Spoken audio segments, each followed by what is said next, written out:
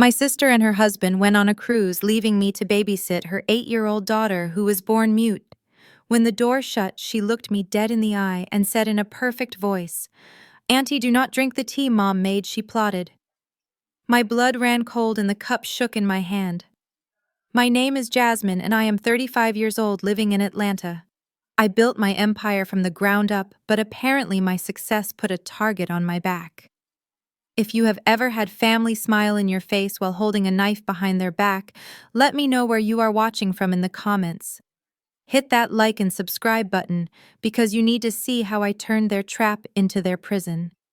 It was a humid Saturday afternoon in Buckhead when the black Range Rover pulled into my circular driveway.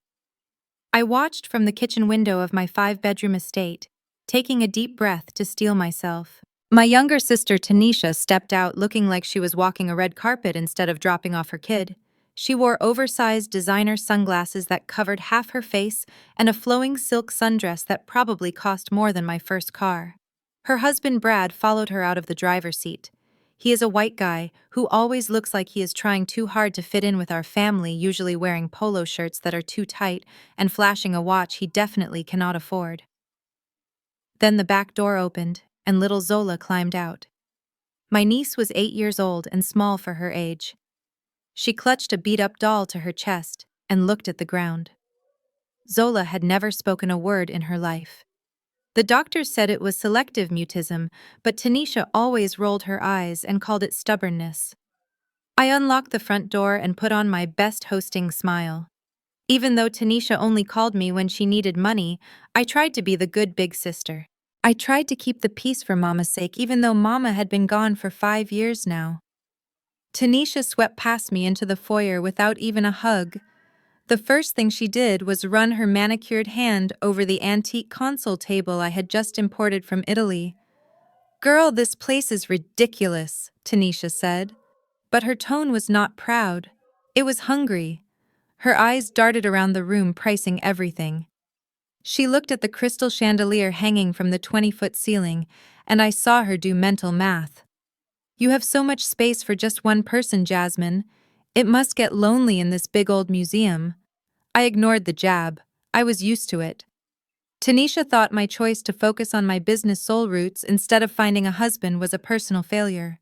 She did not seem to care that my organic food supply chain was feeding half of Atlanta and paying for her lifestyle.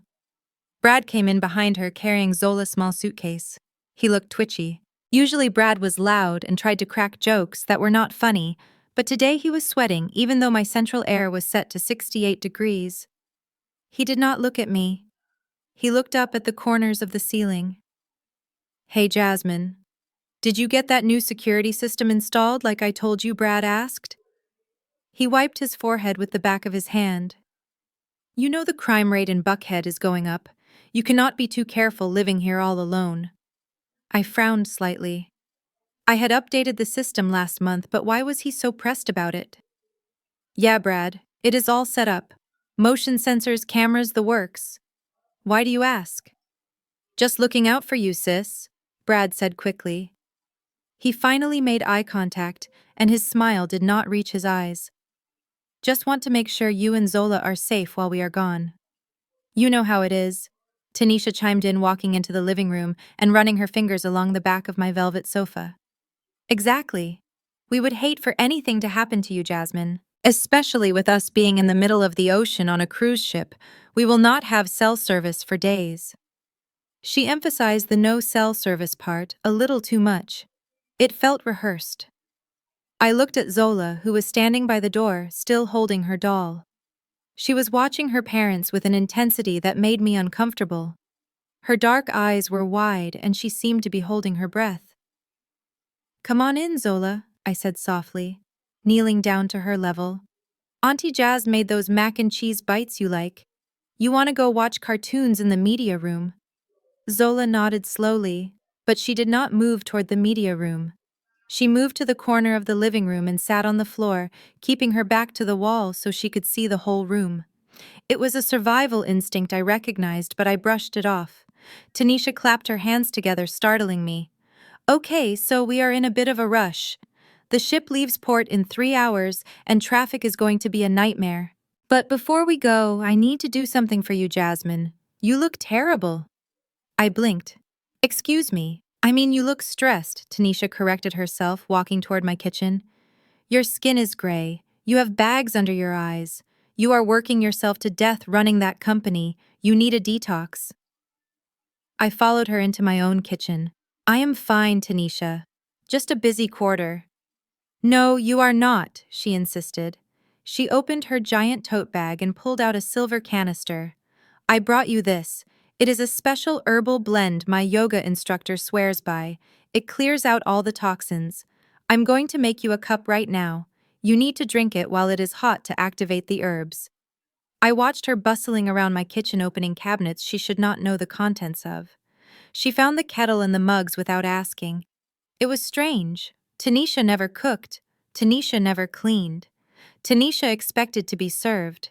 The idea of her making me tea was as likely as her paying me back the $5,000 she borrowed last Christmas. Brad lingered in the doorway of the kitchen. He was tapping his foot against the hardwood floor. His eyes kept darting to the keypad of the alarm system by the garage door. So, Jasmine, Brad said, his voice tight. Do you keep the alarm on during the day, or just at night? Why are you so obsessed with my alarm, Brad? I asked, turning to look at him. Just checking, he stammered. Just for Zola's sake. If she tries to sleepwalk or something, we want to make sure the house is sealed up tight. Zola does not sleepwalk, Tanisha said from the stove. She turned on the gas burner. Her back was to me. Stop asking so many questions, Brad. You are making her nervous. Jasmine, sit down. Stop hovering in your own kitchen. Let me take care of you for once. I sat down at the marble island. The vibe was off. The air in the house felt heavy, like the pressure drop before a tornado. I looked at Zola in the living room. She had not turned on the TV. She was just sitting there clutching that doll, staring at her mother back in the kitchen. Tanisha hummed a little tune as the water boiled. It was a happy tune, which was weird because she usually complained for 20 minutes before leaving Zola with me.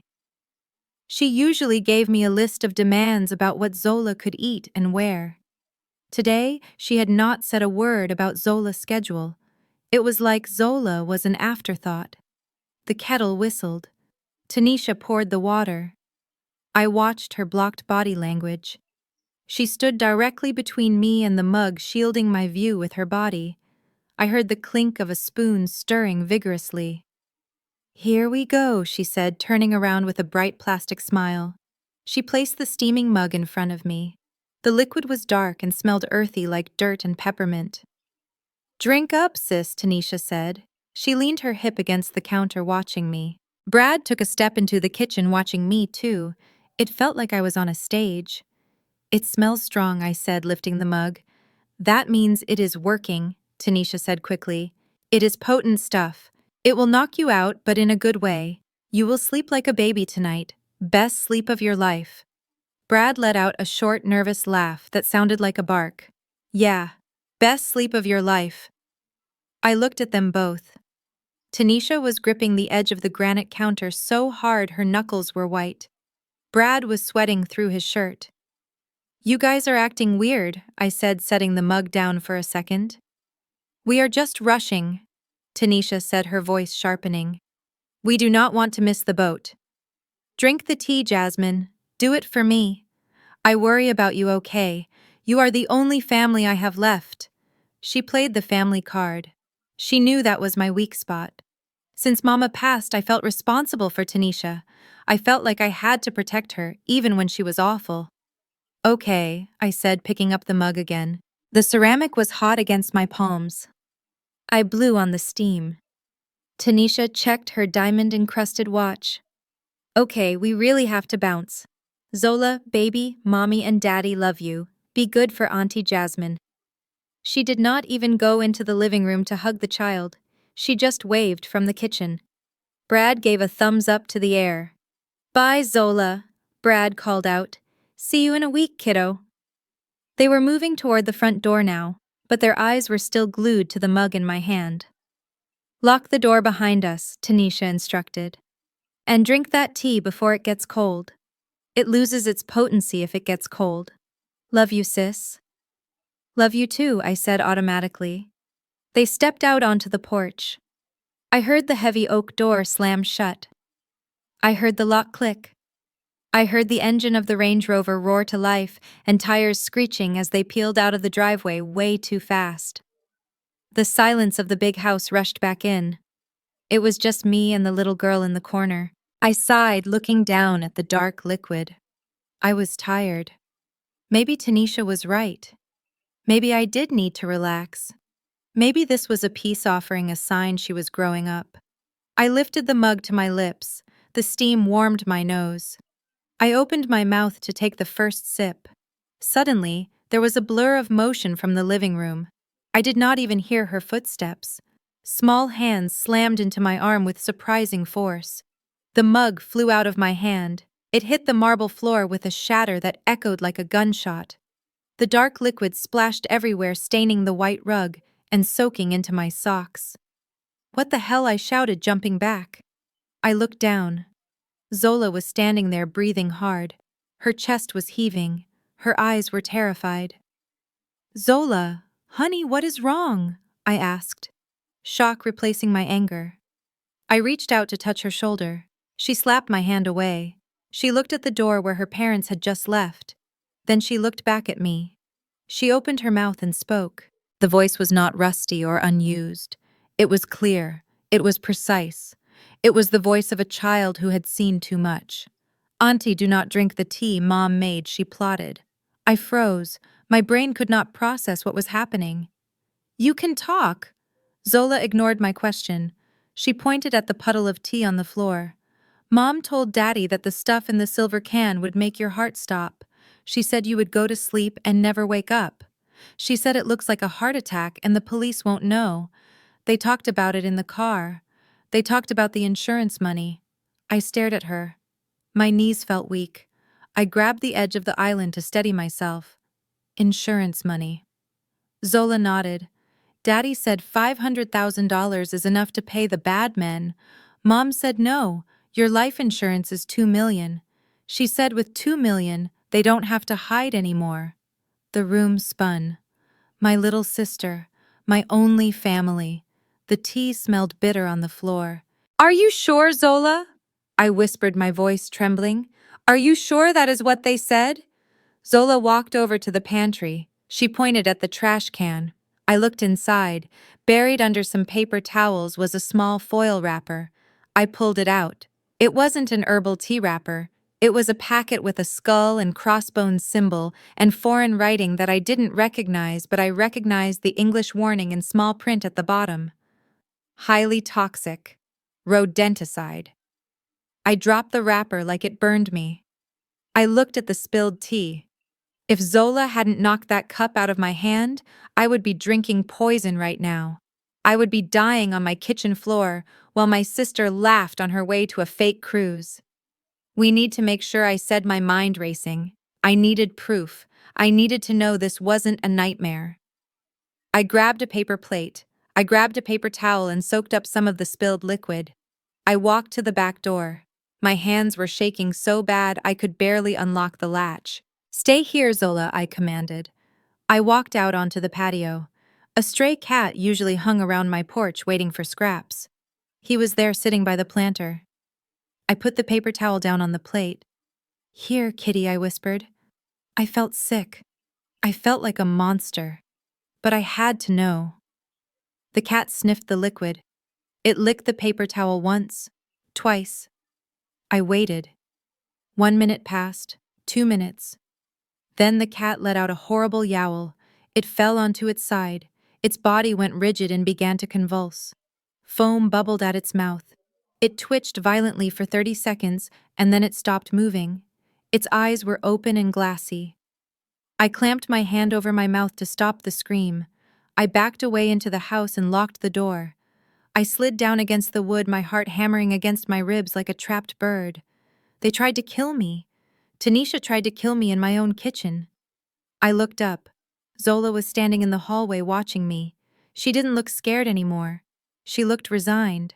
They are not on a boat, Auntie, she said, her voice calm and chilling. They are at the Motel 6 by the highway. They are waiting for you to stop answering your phone. I realized then that the mute girl heard everything. She saw everything. And for 8 years, she had been gathering secrets. I stood up. I wiped the tears from my face. I walked over to Zola and took her hand. "We are going to the basement," I said. "We are going to the safe room. And then we are going to burn their whole world down." Zola squeezed my hand back. "Good," she said. "I hate them too." The heavy steel door of my panic room clicked shut with a sound that felt like a bank vault ceiling locking out the world and the poison seeping into the floorboards upstairs. I punched in the 12-digit code that activated the independent ventilation system and cut the hard line to the external security cameras feeding to the cloud while keeping the local recording running. My hands were still trembling, not from fear anymore, but from a cold, calculated rage that was starting to settle in my bones. I looked down at Zola. My 8-year-old niece was sitting on the fold-out cot, her legs swinging back and forth, the beat-up doll resting on her lap. In the stark LED light of the panic room, she looked so small, but her eyes were old. They held the kind of heaviness you usually only see in soldiers who have been on the front lines too long. "We need to talk, Zola," I said, my voice echoing slightly in the reinforced concrete space. I pulled my ergonomic chair over to face her, sitting close enough to touch but giving her space. "You have been able to speak this whole time?" Zola nodded slowly. "Since I was 3, she said. Her voice was a little raspy, like a rusty gate swinging open, but her diction was crisp. "Mommy and Daddy fight a lot. They scream about money. They scream about people coming to break legs. When I stay quiet, they forget I am there. They say things they would not say if they thought I was listening." I felt a crack in my heart. This child had weaponized silence to survive her own parents. "Tell me everything," I said softly. "Everything you heard them say about today." Zola took a deep breath, clutching the doll tighter. "Daddy lost his job 2 years ago. He did not tell you.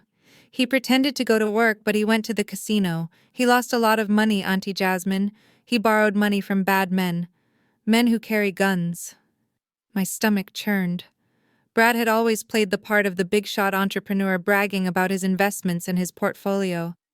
The idea that he was a degenerate gambler living a double life made me sick, but it tracked. It explained the sweat on his forehead and the way he kept checking my security system. "How much money, Zola?" $500,000, she said, the number rolling off her tongue with terrifying precision. I heard him crying in the bathroom. "He told Mom that if he does not pay by next Tuesday, they are going to hurt us. And Tanisha knows," I asked, already knowing the answer. "Mom knows," Zola confirmed. "Mom was mad. She threw a vase at him. She said she is not going to lose her house or her cars because he is stupid. She said there is only one way to fix it fast. She said you are the cash cow." Cash cow. The term stung worse than a slap.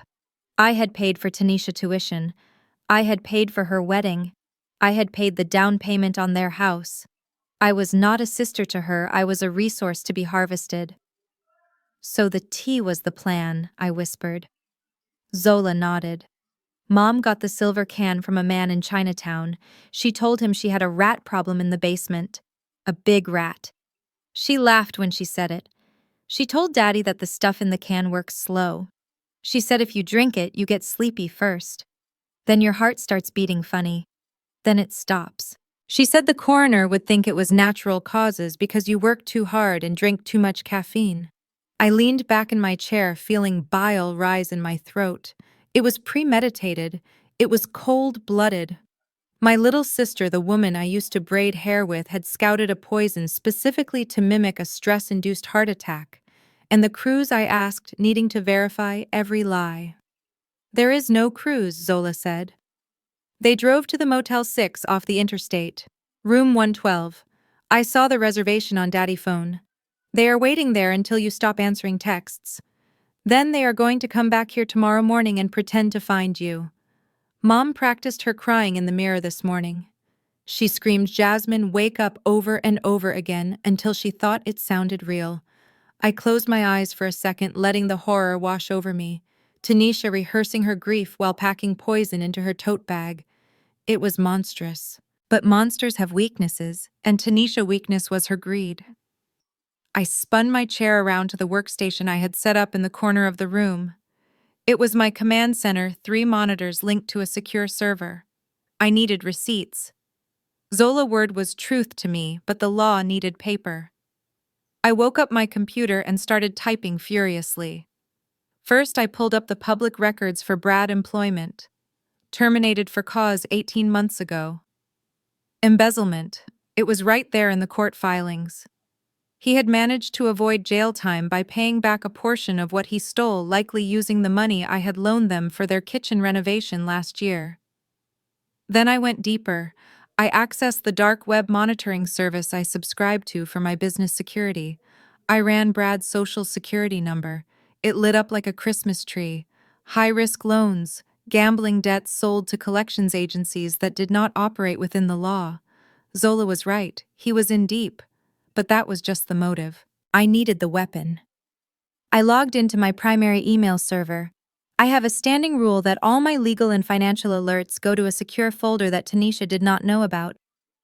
I scrolled back through the last 48 hours. Nothing stood out until I checked the trash folder. There it was. An email from a life insurance provider. Confirmation of policy activation. I clicked it open and my breath hitched. It was a term life insurance policy for $3 million. The insured was Jasmine Davis. The beneficiary was Tanisha Williams. The electronic signature was mine, or a very good forgery of it. I checked the metadata. The policy had been finalized yesterday from an IP address that traced back to Tanisha House. She had impersonated me. She had forged my consent. And she had timed it perfectly to pay out right before her husband's legs got broken. I printed the document, the sound of the printer sharp in the quiet room. This was it. This was the nail in her coffin. But I was not done. I needed to catch them in the act. I needed them to believe their plan was working so they would get sloppy. I turned back to Zola. "You are very brave." She nodded. "You saved my life today.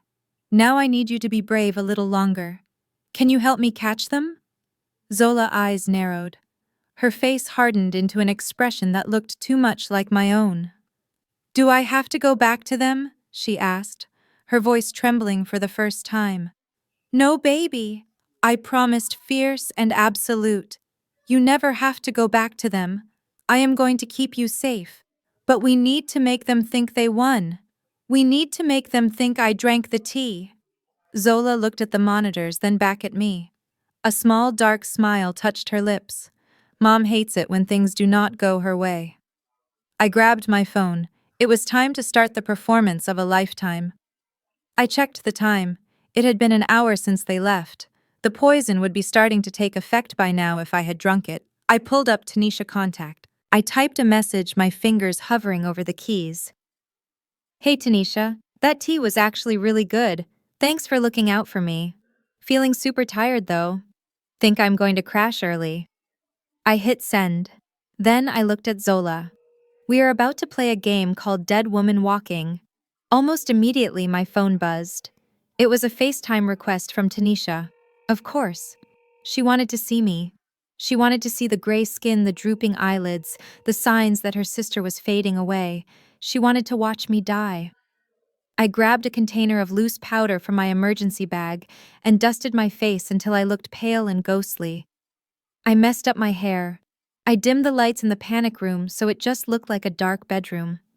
"Quiet now," I whispered to Zola. I accepted the call, holding the phone at a low angle so my eyes looked half closed. "Hey Tanisha?" I rasped, my voice thick and slurry. "What is up?" Tanisha's face filled the screen. She was in a dimly lit room with beige walls, definitely not a cruise ship suite. I could see the edge of a cheap polyester curtain behind her. Brad was hovering over her shoulder, his eyes wide and manic. "Hey, Jazz," Tanisha said, her voice pitched high with fake cheer. "Just checking in. Did you drink the tea?" "Yeah," I mumbled, letting the phone slip a little in my hand. "Drank it all. Tastes kinda earthy." "Good, good," Tanisha said. "And how do you feel?" "Relaxed." "So tired," I whispered. "My body feels heavy. My chest hurts a little." That is just the toxins leaving your body, sis, Tanisha said, and I saw the corners of her mouth twitch upward. Just let go, Jasmine. Just close your eyes and sleep. You deserve a long rest. Is Zola okay? I asked, letting my eyes flutter shut. She is fine. Brad interrupted, his voice cracking. She is watching TV. Go to sleep, Jasmine. Do not fight it. I let out a long, slow exhale and let my hand drop to my chest, so the phone camera ended up pointing at the ceiling. I held my breath for 10 seconds. Is she out? Brad whispered on the other end. Shh, Tanisha hissed. Jasmine. Jasmine, are you there? I did not move. I did not breathe. Hang up, Tanisha said. We wait 3 hours. Then we call her landline. If she does not pick up, we drive back. They ended the call. I sat up and wiped the powder off my face. Zola was looking at me with awe. You are a good actor, Auntie, she said. I turned to my computer monitors. The game was on. They thought I was dying in my bedroom, but I was wide alive in my fortress. And I had work to do. I called my personal attorney, Sterling. He picked up on the second ring. Jasmine, it is Saturday night. This better be good. Sterling, I need you to open a file, I said, my voice ice cold. Attempted murder, insurance fraud, and child endangerment. And I need a private investigator at the Motel 6 off I-20 right now. I need photos of Tanisha and Brad entering and leaving room 112. There was a pause on the line. Who tried to kill you, Jasmine? My sister, I said. And Sterling. Yeah. Draft a petition for emergency custody of a minor. I am taking Zola. I hung up the phone. I looked at the security feed. The house was quiet above us, but I knew it would not stay that way. Brad was desperate. If the poison did not work fast enough, he might try to finish the job himself. He owed money by Tuesday. He needed me dead this weekend. I pulled up the controls for the smart home system. I set the perimeter alarms to silent mode. If anyone stepped foot on my lawn, I would know. We wait, I told Zola. We let them think they have won. And when they come back to collect the body, they are going to find a ghost who knows how to fight back. Zola climbed off the cot and walked over to me. She put her small hand in mine. Can we get ice cream when this is over? She asked. Baby, I said, pulling her onto my lap. When this is over, I will buy you the whole damn ice cream factory. We sat there in the silence of the panic room, watching the monitors, waiting for the monsters to come home. I grabbed Zola's hand, and we moved fast. The sight of that poor stray cat lying still in the grass was burned into my retinas, a gruesome preview of what was supposed to happen to me. My house, usually a sanctuary of high ceilings and sunlight, suddenly felt like a glass cage exposed from every angle. I needed to get underground. I needed to get to the one place Tanisha and Brad didn't know about. We hurried to the pantry and the kitchen. I pushed aside the heavy shelving unit, stocked with organic quinoa and artisanal spices, revealing the biometric panel hidden in the wall. I pressed my thumb against the scanner and typed in the code. A section of the wall hissed and popped open, revealing a narrow steel staircase plunging into darkness. Get in, baby, I whispered, ushering Zola inside. She didn't hesitate. She stepped into the dark like she had been waiting for this shadow world her whole life. I followed her and hit the seal button. The heavy door slid shut behind us, locking with a mechanical thud that vibrated through the floorboards. We were sealed in. The lights flickered on, automatically illuminating my sanctuary. Most people in Atlanta thought I spent my money on shoes or vacations, but I spent it on safety. Being a single woman with a 7-figure business meant you had to be paranoid. The room was lined with reinforced concrete, cool and gray. Along one wall was a bank of monitors linked to every camera on the property. Along the other was a server rack humming quietly, storing terabytes of data. I pulled out the rolling chair for Zola. Sit here, you are safe now. Nobody gets in here unless I say so. Zola sat down, clutching her doll. She looked around the room with wide eyes, taking in the glowing screens and the emergency rations stacked in the corner. She didn't look scared anymore, she looked impressed. Okay, Zola, I said, pulling up a second chair and rolling it close to her. My heart was still hammering a frantic rhythm against my ribs, but my mind was starting to sharpen into a cold, diamond-hard focus. We have to be quick. You said they are not on a cruise. You said they are at a motel. Zola nodded. She set the doll on her knees and smoothed its dress. They are at the Sleep Inn down on I-20, the one near the truck stop. Daddy paid cash. He said using a credit card leaves a digital footprint. I almost laughed.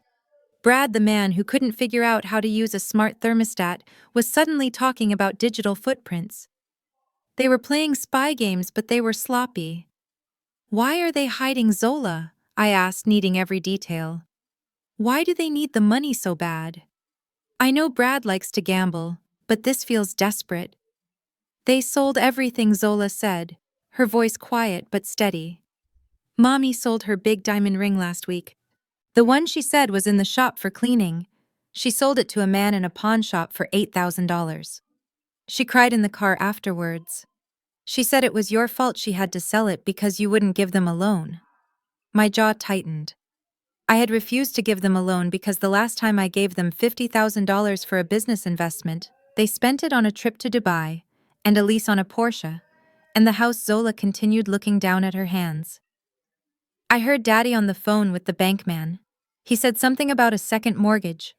He said if they didn't pay the arrears by Friday, the bank was going to take the house. They are homeless, Auntie Jasmine. If they don't get your money, they have nowhere to go. So that was it. It wasn't just greed, it was ruin. They had burned their lives to the ground trying to look rich, and now they were trying to harvest my life to buy themselves a second chance. They had mortgaged their homes, sold their jewelry, and now they were banking on my death to clear the ledger. I turned to the bank of monitors. The screens showed every angle of my property: the driveway, the front porch, the backyard where the dead cat lay. The house looked peaceful from the outside, a stately brick mansion sitting under the Georgia sun. But it was a crime scene now. I need to blind them, I muttered to myself. If Brad was as paranoid as Zola said, he would be checking the remote access to my security cameras. I had given Tanisha the guest login years ago so she could check on the house when I was out of town. She thought she was slick. She probably thought she could watch me die from her cheap motel room. I pulled my keyboard closer and opened the security admin panel. I could see a user logged in remotely. Guest user Tanisha. She was watching right now. She was probably staring at the kitchen feed waiting for me to drop. I didn't want to kick her off. That would make her suspicious.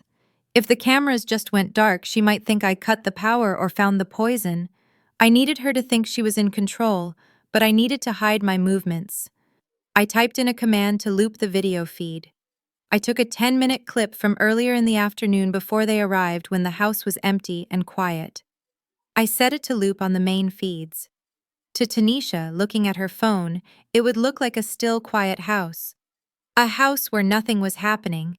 A house where maybe, just maybe, her sister was upstairs taking a nap that she would never wake up from. But on my end, I kept the recording live. I switched the input so that the real-time footage was being saved directly to the hard drive in the bunker hidden from the cloud. If they came back to finish the job, I wanted it in 4K resolution. Done, I whispered, hitting enter. To them, we are invisible. I turned back to Zola. You said Mom plotted this. Did she sign anything? Did you see any papers? Zola scrunched up her face, thinking. She had a folder, a blue folder. She made Daddy practice signing your name. She yelled at him because his J was too curly. She said the insurance man wouldn't believe it if it looked sloppy. My blood ran cold. Forgery. Of course. I reached for the secure landline on the desk. It was a hardwired connection, untraceable and unhackable. I dialed a number I knew by heart. Sterling picked up on the first ring. He was my corporate attorney, but he was also the only man I trusted to bury a body if it came to that. Jasmine. He said, his voice warm and rich. To what do I owe the pleasure on a Saturday? Sterling, shut up and listen. I said, my voice flat. I need you to pull my life insurance file, the one we updated last year. And I need you to check for any new policies or amendments filed in the last 48 hours. The warmth dropped out of his voice instantly. He was all business now. Hold on, I am logging into the registrar. What am I looking for, Jazz? My sister, I said. She is trying to kill me, Sterling. She left a cup of poison in my kitchen, and I am pretty sure she forged a policy to make herself the beneficiary. I heard the rapid clatter of typing on his end. Silence stretched for an agonizing minute. Then I heard Sterling intake of breath. It was a sharp hiss that told me everything I needed to know. Jasmine, get out of the house. I am in the panic room, I said. Talk to me. There is a new term life policy, Sterling said, his voice tight with anger. $5 million, double indemnity for accidental death or sudden medical crisis. It was bound yesterday electronically. The beneficiary is Tanisha Williams. The signature looks like yours, Jas, but the IP address stamp isn't from your office. It traces to a residential node in… Let me guess, I interrupted. Marietta, where Tanisha lives. Yes, Sterling said. Jasmine, this is sloppy work, but it is legally binding until we prove fraud. If you die tonight, she gets $5 million tax-free within 30 days. She is not getting a dime, I snarled. She is getting a prison cell. We need proof, Sterling said. We need more than just the policy. We need to link the poison to her. We need to link the intent. I have a witness, I said, looking at Zola. Who? Her daughter. Zola. She talks Sterling, and she has been listening to them plan my murder for weeks. Sterling paused. The mute girl. She is not mute anymore, I said. She is the star witness. But Sterling, I need to know how deep this goes. Brad is in debt to loan sharks. Zola said they owe 500 grand. Check Brad financials. Check everything. I want to know who owns him. I am on it, Sterling said. But Jasmine, you need to sit tight. Do not let them know you know. If they think the plan failed, they might get desperate. They might try something violent. I looked at the monitors at the empty driveway and the dead cat. They were already violent. I am safe, I said. I looped the cameras. They think the house is empty. Just get me the paper trails, Sterling. I want to bury them under a mountain of evidence so heavy they never see the sun again. I hung up the phone.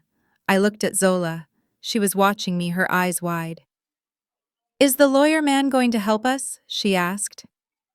Yes, baby, I said, standing up and pacing the small room. He is getting the receipts. I walked over to the corner where I kept the safe. I spun the dial and opened it, revealing stacks of cash and a small chrome pistol. I stared at the gun for a second, then closed the safe. No. That was too easy. A bullet was too quick for what Tanisha had done. I didn't want them dead. I wanted them destroyed. I wanted them to lose everything the way they tried to make me lose everything. I sat back down at the computer. I pulled up the GPS tracker for Tanisha Carr. I had installed it 2 years ago when I helped her lease the Range Rover. She had probably forgotten it was there. The dot blinked red on the map. It was stationary, right off the highway at the sleep-in, just like Zola said. They were sitting in a cheap motel room waiting for me to die. They were probably ordering pizza and talking about how they were going to spend my money, how they were going to redecorate my house, how they were going to erase me. I zoomed in on the map. I watched that little red dot. Enjoy your pizza, Tanisha, I whispered to the screen, because it is the last good meal you are going to have for a very long time. I turned to Zola. Are you hungry? She nodded. I have protein bars and dried mangoes in the crate, I said. It is not a cruise buffet, but it is safe. Zola smiled, a small, genuine thing that broke through the tension. I like mangoes. We sat there in the bunker eating dried fruit, while above us the sun began to set, casting long shadows over the house that was supposed to be my tomb. The game had changed. They thought they were the predators, but they had just locked themselves in a cage with something much scarier than a loan shark. They had messed with the wrong sister. The printer in my panic room whirred to life, spitting out page after page of damning evidence, while Zola munched on dried mangoes, her legs swinging back and forth.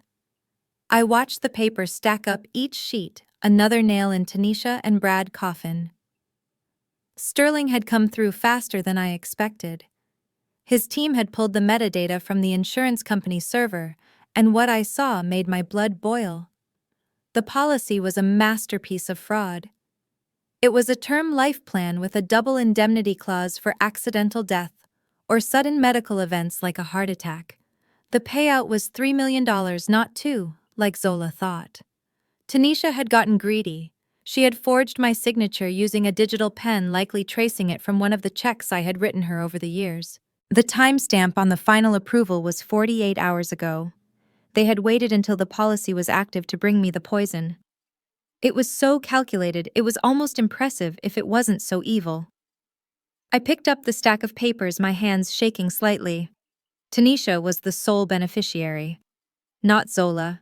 Not a charity. Just Tanisha. She had set herself up to inherit my entire life while I was still breathing. But the insurance fraud was just the tip of the iceberg. Sterling private investigator, a guy named Vance, who owed me a favor, had dug up the dirt on Brad. The report was on my screen now, and it was ugly. Brad hadn't just lost his job, he had been fired for embezzlement. He had been skimming client accounts to fund his gambling addiction.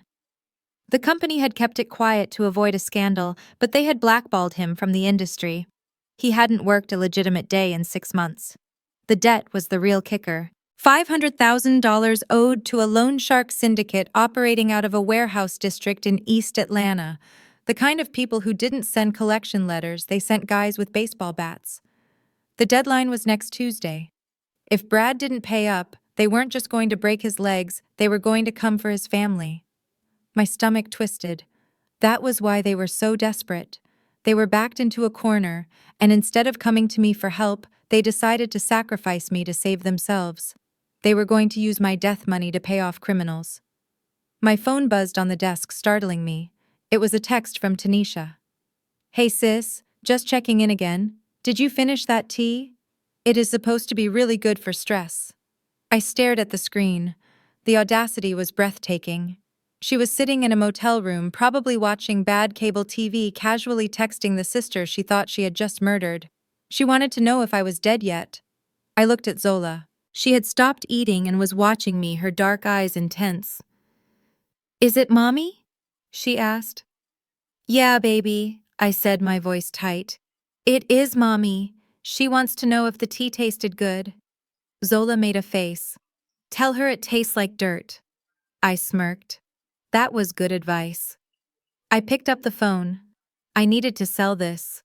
I needed them to believe the plan was working so they wouldn't panic and try something else. I needed them to think I was fading fast. Yeah, I drank it. I typed, my fingers flying over the glass. It was kinda bitter, actually. I feel weird, Tanisha, really dizzy. My chest feels tight. I hit send. Almost immediately, 3 dots appeared. She was typing. Then she stopped. Then she typed again. "That is normal," the message read. "It is just the detox working. You need to lie down, Jasmine. Close your eyes and sleep it off. Do not fight it. Do not fight it." She was practically giving me instructions on how to die. I didn't reply right away. I let the silence stretch. I wanted her to sweat. I wanted her to wonder if I had passed out mid-sentence. While I waited, I turned back to the computer. I needed to secure my assets. If something went wrong, if they somehow managed to get to me, I needed to make sure they didn't get a dime. I logged into my estate planning portal. I revoked Tanisha's status as my healthcare proxy. I removed her from my will. Then I drafted a new emergency amendment. I, Jasmine Davis, being of sound mind, hereby designate Zola Williams as the sole beneficiary of my estate, to be held in trust until she is 25. I appoint Sterling Vance as the executor and legal guardian. I hit save and sent a copy to Sterling's secure server. "Zola," I said, turning to her. "Do you know what a trust fund is?" She shook her head. It means that no matter what happens to me, you are going to be taken care of, I said. Your mom and dad can never touch your money. It is yours. For school, for a house, for whatever you want. Zola looked at the screen, then back at me. Can I use it to buy a dog? I laughed, a short bark of sound in the quiet room. Yes, baby, you can buy a dog. You can buy 10 dogs. My phone buzzed again. Tanisha. Jasmine, you there? You okay? She was getting anxious. Good. Yeah, I typed back. Just dropped my phone. Hands are shaking. Think I am gonna lie down on the couch. Love you, T. Love you too, sis, she replied instantly. Sweet dreams. Sweet dreams. The phrase sent a chill down my spine. She was saying goodbye. She thought this was the last time she would ever text me. I looked at the security monitors. The sun had set and the estate was bathed in the orange glow of the security lights. It looked peaceful, but I knew better. The shadows were full of threats. Brad loan sharks might be watching. Tanisha might get impatient and come back early to stage the body. I needed to escalate. I needed to force their hand. I pulled up the contact for the private investigator, Vance. Vance. I need a favor, I typed. I need you to leak something to the loan sharks. Tell them Brad came into some money. Tell them his sister-in-law just died and left him a fortune. Vance replied within seconds. Dangerous game, Jasmine. You want them to come for him. No, I typed back. I want them to squeeze him. I want him to panic. I want him to make a mistake. Done, Vance said. I put the phone down. Now we wait. Brad would get a call soon. The sharks would hear about his sudden windfall, and they would want their cut immediately. Brad would freak out. He would pressure Tanisha to check on me to make sure I was really dead so they could claim the policy. They would come back here tonight, and when they did, I would be ready. I looked at Zola. She had curled up on the cot, her eyes drooping. Get some sleep, baby, I said softly. It is going to be a long night. She nodded and closed her eyes. I watched her sleep, the rhythmic rise and fall of her chest, the only peaceful thing in this nightmare. I vowed then and there that I would destroy them. Not just for me, but for her. For the 8 years of silence she had endured. For the childhood they had stolen. I turned back to the screens, watching the empty driveway, waiting for the headlights to cut through the dark. Waiting for my sister to come home and find out that the cash cow had horns. The phone buzzed against the metal desk of the panic room, vibrating like an angry hornet. I stared at the screen where Tanisha's name flashed alongside the FaceTime icon. She was impatient. She wanted to see the life draining out of me in real time. I took a deep breath, steadying my hands. This was the performance of a lifetime, and I could not afford a single slip. I grabbed the compact of translucent setting powder from my emergency kit. I didn't just dab it on, I caked it onto my cheeks and forehead, erasing the natural warmth of my skin until I looked gray and clammy. I rubbed a little dark eyeshadow under my eyes, creating hollows of exhaustion. I loosened my hair, messing up my usual sleek bun, so strands stuck to my face as if I were sweating out a fever. Get out of the frame, baby, I whispered to Zola, pointing to the spot on the floor beside my chair. Sit right there. Do not make a sound. If you need to tell me something, write it down. Zola nodded, her eyes wide and serious. She grabbed a notepad and a Sharpie, curling up in the shadow of the desk. She looked like a little spy in training. I adjusted the lighting in the panic room, dimming the overhead LEDs until the space was washed in shadows. On a low-resolution video call, the gray concrete walls would just look like the darkened corners of my master bedroom. I slumped in the chair, letting my head loll back against the headrest. I took a shallow breath, forcing my chest to hitch. Then I swiped answer. The connection flickered for a second before stabilizing. Tanisha's face filled the screen. She was holding the phone close, too close. I could see the pores on her nose and the excited glint in her eyes. Jasmine, she said, her voice pitched in a register of fake panic. Oh, thank God you picked up. I was getting so worried. You stopped texting back. I let my eyes drift half shut, focusing on a point just past the camera lens. "Hey, Tanisha," I rasped, forcing my voice to sound thick and heavy, like my tongue was too big for my mouth. I fell asleep. I think." "You look terrible, sis," Tanisha said. She didn't sound worried, she sounded satisfied. "You look really pale. Are you sweating?" "Yeah," I mumbled, lifting a shaking hand to wipe my forehead. "It is hot in here. Why is it so hot? My chest feels like there is a brick sitting on it." "That is the detox," Tanisha said quickly. She licked her lips. "Listen, Jazz, you need to ride it out. Do not call a doctor, okay? They will just pump your stomach and ruin the cleanse. It gets worse before it gets better." I watched her on the screen, analyzing every pixel. She wasn't on a cruise ship balcony. The light behind her was yellow and dingy, not the bright natural sun of the ocean. Behind her head, I saw a wall covered in peeling beige wallpaper with a faint floral pattern. To her left, there was a lamp with a crooked shade, the kind you see in roadside motels that charge by the hour. You said you were on the boat," I wheezed, letting a little cough rattle in my throat. "We are," Tanisha lied smoothly. "We are in the cabin. The reception is bad inside, so I cannot show you the view. But it is beautiful, Jasmine. You would love it." She shifted the phone slightly, and I saw movement in the background. A figure passed behind her, a shadow against the beige wall. It was Brad.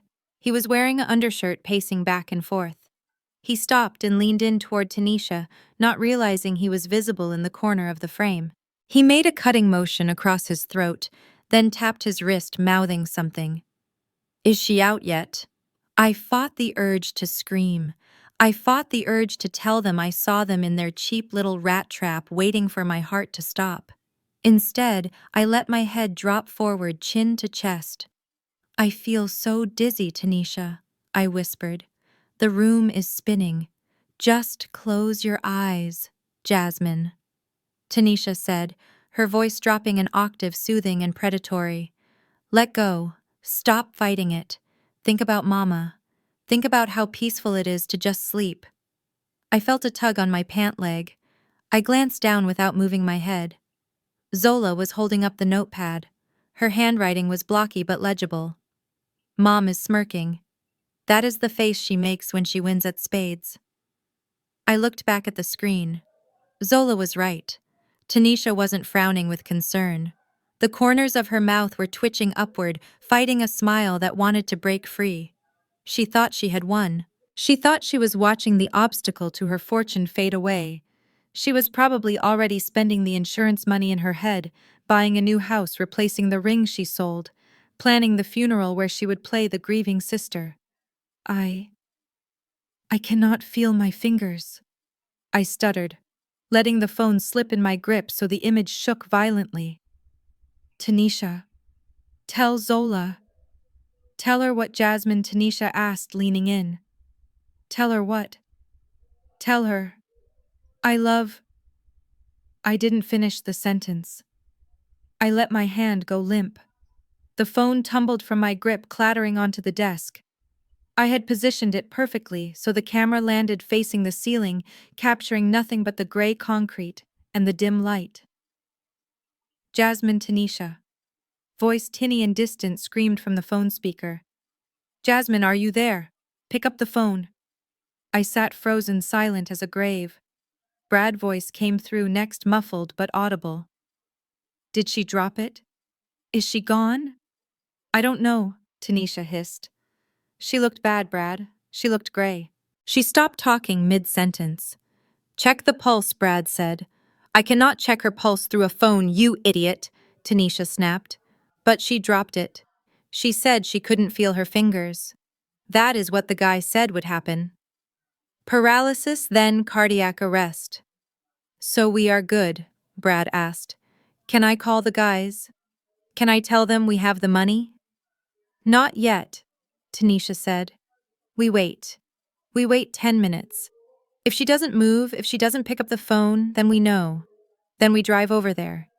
We have to be the ones to find her, remember? We have to call 911 and say we came back because we were worried. It has to look like we tried to save her. I listened to them plotting my discovery, plotting the performance they would give over my dead body. My hands were clenched into fists so tight my nails were digging into my palms. The rage was a cold fire in my gut, burning away the fear, burning away the sadness. They were monsters. And they were coming to my house. "Hello," Tanisha said one last time. "Jasmine, if you can hear me, wake up. Please wake up." It was the worst acting I had ever heard. I reached out a finger and silently tapped the end call button. The line went dead. The room fell silent. I sat up, wiping the powder from my face with my sleeve. I looked at Zola. She had put the notepad down and was hugging her knees, rocking slightly. "They are coming, Auntie," she whispered. "Yes," I said, standing up. "They are coming." I walked over to the security console. My plan had worked perfectly. They believed the lie. They believed I was helpless, incapacitated, dying alone in the dark. They were going to drive over here expecting a corpse. They were going to walk into my house expecting to play the heroes who arrived too late. But they were walking into a trap. I checked the time. If they were at the Motel 6 off I-20, it would take them about 45 minutes to get here with traffic. Maybe 30, if Brad drove like a maniac, which he probably would. "We have time," I told Zola. "But not much." I needed to escalate. The video call was good. It confirmed their location, it confirmed their intent, and it confirmed that Brad was the one pushing the timeline because of his debts. But it wasn't enough. I needed a confession. I needed them to say it out loud in a room where there was no doubt about what they were doing. I needed to get them to the hospital. My house was too uncontrolled. If they came here and found me alive, they might try to attack me physically. Brad was desperate enough to use his hands if the poison failed. I couldn't risk a physical confrontation with Zola in the house. I picked up the secure line and dialed Sterling again. "Phase 1 is complete," I said. "They think I am down. They are on their way." "Good," Sterling said. "I have the private investigator tailing them. As soon as they leave the motel, he will let us know." "Change of plan, Sterling," I said. "Sterling, I am not waiting for them here. It is too dangerous with the kid. I am initiating the hospital protocol." "You sure about that?" Jas Sterling asked. "Once you go to the hospital, you lose the home field advantage." "I know," I said. "But I have a friend at Mercy General. Dr. Patel. She owes me. I need you to call her. Tell her I am coming in with suspected poisoning. Tell her I need a private room in the VIP wing. No records in the main system. And Sterling, I need you to get the AV team over there. I need that room rigged with cameras and mics before I arrive." "You are going to stage it there?" Sterling asked, sounding impressed. "I am," I said. "I am going to let them think they won right up until the moment I bury them." "Consider it done," Sterling said. "Get moving, Jasmine. You have 30 minutes before they get close." I hung up. I turned to Zola. "Okay, baby. We are going on a little trip," I said. "We are going to the hospital.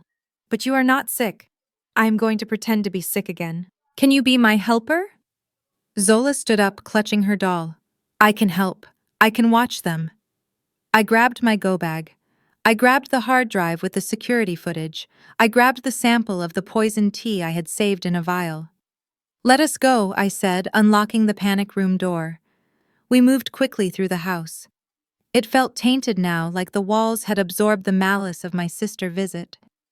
I hurried Zola out the back door to the detached garage where I kept my second car, a nondescript sedan I used for errands when I didn't want to be recognized. As I backed out of the driveway, I looked at the house one last time. It was a beautiful house, a symbol of everything I had built. Tanisha wanted to take it from me. She wanted to live in my rooms, sleep in my bed, spend my money. She would never set foot in that house again. Not as a guest, not as a sister, only as a memory of the family I used to have. I hit the gas and drove into the night, heading toward the hospital where I would play dead one last time. The stage was set. The actors were moving into place, and the final act was going to be a bloodbath. The red LED light on the security console blinked once, then twice. It was a silent pulses that meant something had breached the perimeter of my estate. I sat up straighter in the ergonomic chair, my spine snapping into alignment. It had been 2 hours since the FaceTime call. 2 hours of silence from the motel room down the highway. 2 hours of letting them stew in their own anxiety, wondering if I was dead yet. I glanced at Zola. She was curled up on the cot under a heavy wool blanket, fast asleep. Her breathing was the only sound in the reinforced concrete box of the panic room. She looked peaceful for the first time all day, but I knew that peace was fragile. Outside these walls, the world was trying to break in. I turned my attention to the bank of monitors. I had set the system to passive alert, meaning no sirens would wail and no lights would flash inside the house. I wanted to see what was coming before it saw me. There on screen 4, covering the back patio, a shadow detached itself from the darkness of the oak trees. It was a man.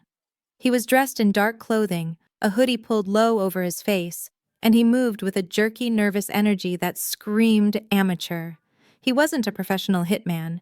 He looked like someone Brad would know, someone who owed money to the same people Brad owed. He crept toward the back door, the French glass panes that looked out over the pool. In his hand I saw the dull glint of a crowbar. My mind raced. Why send a breaker if they had already poisoned me? The answer came to me with cold clarity. They were hedging their bets. The poison was supposed to look like a heart attack, but maybe they got nervous. Maybe they wanted a backup plan. If I died from the tea, fine. But if this guy broke in, and I happened to be found dead inside, it would look like a robbery gone wrong. It would explain away any bruising or signs of struggle. It would close the case faster. Or maybe the poison was taking too long, and Brad's deadline was ticking closer. He needed a body tonight, not tomorrow. The intruder reached the door. He didn't try the handle. He jammed the crowbar into the frame right near the lock. He was going to pry it open. He was going to shatter the glass and walk into my kitchen where the puddle of poisoned tea was still drying on the floor. I felt a surge of protective rage, so hot it almost blinded me. This was my home. This was the sanctuary I had built with my own blood and sweat, and these people thought they could just walk in and desecrate it. I looked at the phone on the desk. I could call the police. I could have a SWAT team here in 10 minutes. But if the police came, they would arrest this low-level thug, and Brad would claim he had nothing to do with it. He would say it was a coincidence. He would say he was a victim of a burglary too. No. I needed Brad to know he had failed. I needed him to feel the walls closing in. I needed him to panic so hard he made a fatal mistake. I pulled up the smart home interface on my main screen. My house was fully integrated. Lights, sound, locks. I controlled the environment. I watched the man on the screen. He was leaning his weight into the crowbar now. The wood of the door frame was starting to splinter. I waited until he was fully committed, until his balance was shifted forward. Then I initiated the sequence I like to call the beast. I tapped the command. Instantly, the outdoor audio system, usually reserved for smooth jazz during garden parties, roared to life at maximum volume. It wasn't music. It was the sound of 3 German shepherds barking viciously, snarling and snapping. The audio was high fidelity, recorded from actual guard dogs. It sounded like the hounds of hell had been unleashed on the patio. On the screen, the intruder jumped a foot in the air. He dropped the crowbar. He spun around looking for the dogs, his hands coming up to protect his face. Then I hit the second command. Every floodlight in the backyard slammed on simultaneously. 5,000 lumens of blinding white LED light flooded the patio, turning the night into an interrogation room. The intruder was blinded. He staggered back, tripping over one of my expensive lounge chairs. He fell hard onto the pavers, scrambling backward on his hands and feet like a crab. He was terrified. He couldn't see the dogs, but he could hear them surrounding him, the sound bouncing off the walls of the house, creating a disorienting echo chamber. He didn't try to retrieve his crowbar. He didn't try to look inside the house. He scrambled to his feet and ran. He sprinted across the lawn, crashing through my hydrangeas, vaulting over the back fence with a desperate athleticism born of pure fear. I watched him go on the perimeter cameras. He ran down the alleyway toward a waiting sedan parked 2 blocks away. He dove into the passenger seat, and the car peeled out, tires smoking. I exhaled a breath I didn't know I was holding. Adrenaline was coursing through my veins, making my fingertips tingle. I turned off the audio. I cut the lights. The backyard returned to darkness and silence, save for the crickets and the distant hum of the city. Zola shifted on the cot, rubbing her eyes. "Auntie Jasmine, what was that noise?" "Just a stray dog, baby," I lied, smooth and quick. "Go back to sleep."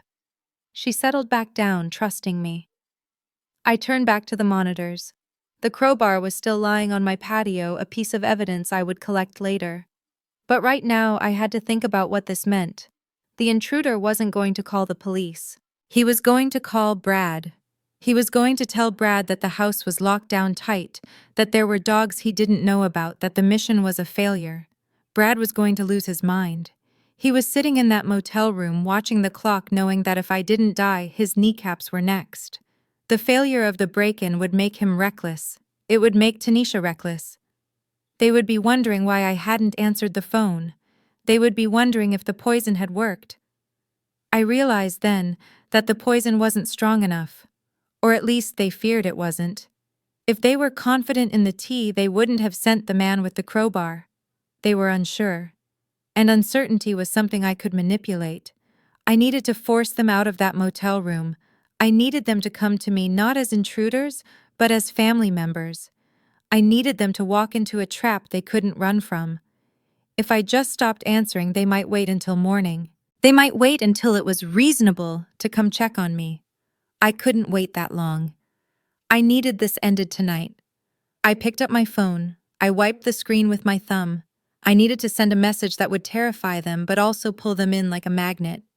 I needed to confirm their worst fears and their highest hopes all at once. I opened the text thread with Tanisha. The last message was her telling me to have sweet dreams. I typed slowly, my hands steady now. "Tanisha. Help." I threw up blood. So much blood. I can't feel my legs. I paused. That would scare them. That would make them think the poison was working but messy. But it might make them stay away to avoid the mess.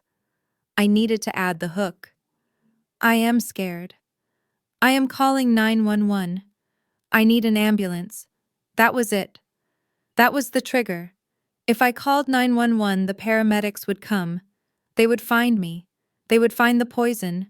There would be an investigation, an autopsy, questions. Tanisha and Brad couldn't afford questions. They needed a quiet death. They needed a heart attack in sleep. They needed to get to me before the ambulance did. They needed to stop me from talking. I hit send. Then I powered off the phone immediately. They would be calling me right now. They would be panicking. They would be scrambling out of that motel room, piling into the Range Rover, speeding down the highway to get to my house before the sirens wailed. They would think they were racing to silence a dying woman. They would think they could get here, enter the house, maybe finish me off with a pillow before the authorities arrived. But they weren't going to find me here. I stood up and walked over to Zola. I shook her gently. "Baby, we have to go now," I said. She sat up, instantly alert. "Are the bad men coming back?" "The bad men are gone," I said. "But Mommy and Daddy are coming. And we are not going to be here when they arrive." I grabbed the go bag I had prepared earlier. It had cash, my hard drives, the vial of tea, and the documents Sterling had sent. I grabbed the crowbar off the screen, mentally reminding myself to pick it up on the way out. "We are going to the hospital," I told Zola as I led her out of the panic room and toward the back of the house. "Why?" Zola asked, trotting to keep up with my long strides. "Are you sick, Auntie?" "No," I said, pushing open the back door into the humid night air. "But I am going to play sick, and we are going to catch them in a lie so big they will never climb out of it." I scooped up the crowbar from the patio using a tissue so I didn't smudge the intruder prints. I tossed it into the bushes near the garage. "Let the police find it later." We got into my second car, a nondescript sedan I kept for emergencies. I didn't turn on the headlights until we were down the street. As I turned onto the main road, I checked the rearview mirror.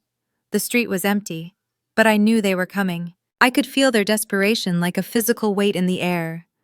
They were racing toward a house that was empty, and while they were breaking down my front door looking for my body, I would be checking into the VIP wing of Mercy General, setting the stage for their final performance. I dialed Sterling on the car's Bluetooth.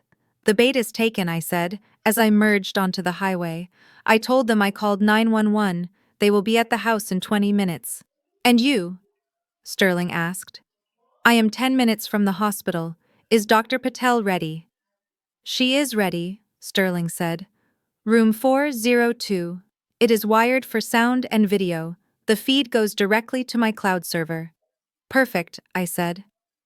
"One more thing," Jasmine Sterling said, his voice grim. "The loan sharks. Vance says they put a bounty on Brad Head.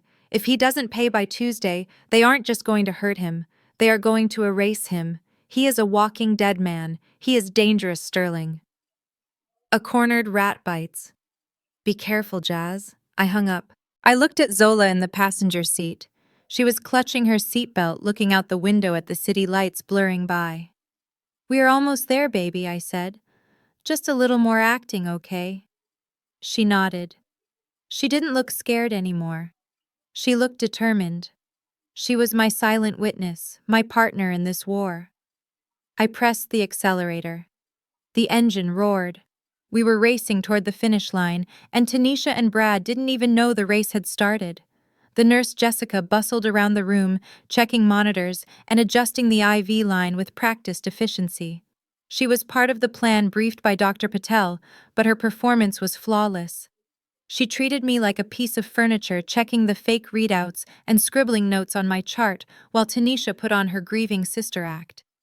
"It is just so sudden," Tanisha choked out, dabbing at her dry eyes with a tissue. One minute she was fine texting me about her day, and the next, she trailed off, gesturing helplessly at my prone form. "We just want to be here for her. We promised our mother we would always look out for each other." "That is very sweet of you, ma'am," Jessica said, her tone flat. "But try not to crowd the patient. Her immune system is compromised." She turned to leave, pausing at the door. "Dr. Patel will be back in an hour to reassess. If the alarms go off, do not touch anything. Just press the call button." She left the room, plunging us back into the semi-darkness. As soon as the door clicked shut, Tanisha's posture changed. She dropped the tissue and straightened up her face, smoothing out instantly. She walked over to the door and peered through the small glass window, checking to make sure the coast was clear. "Okay, she is gone," Tanisha whispered. Brad wiped his forehead with his sleeve.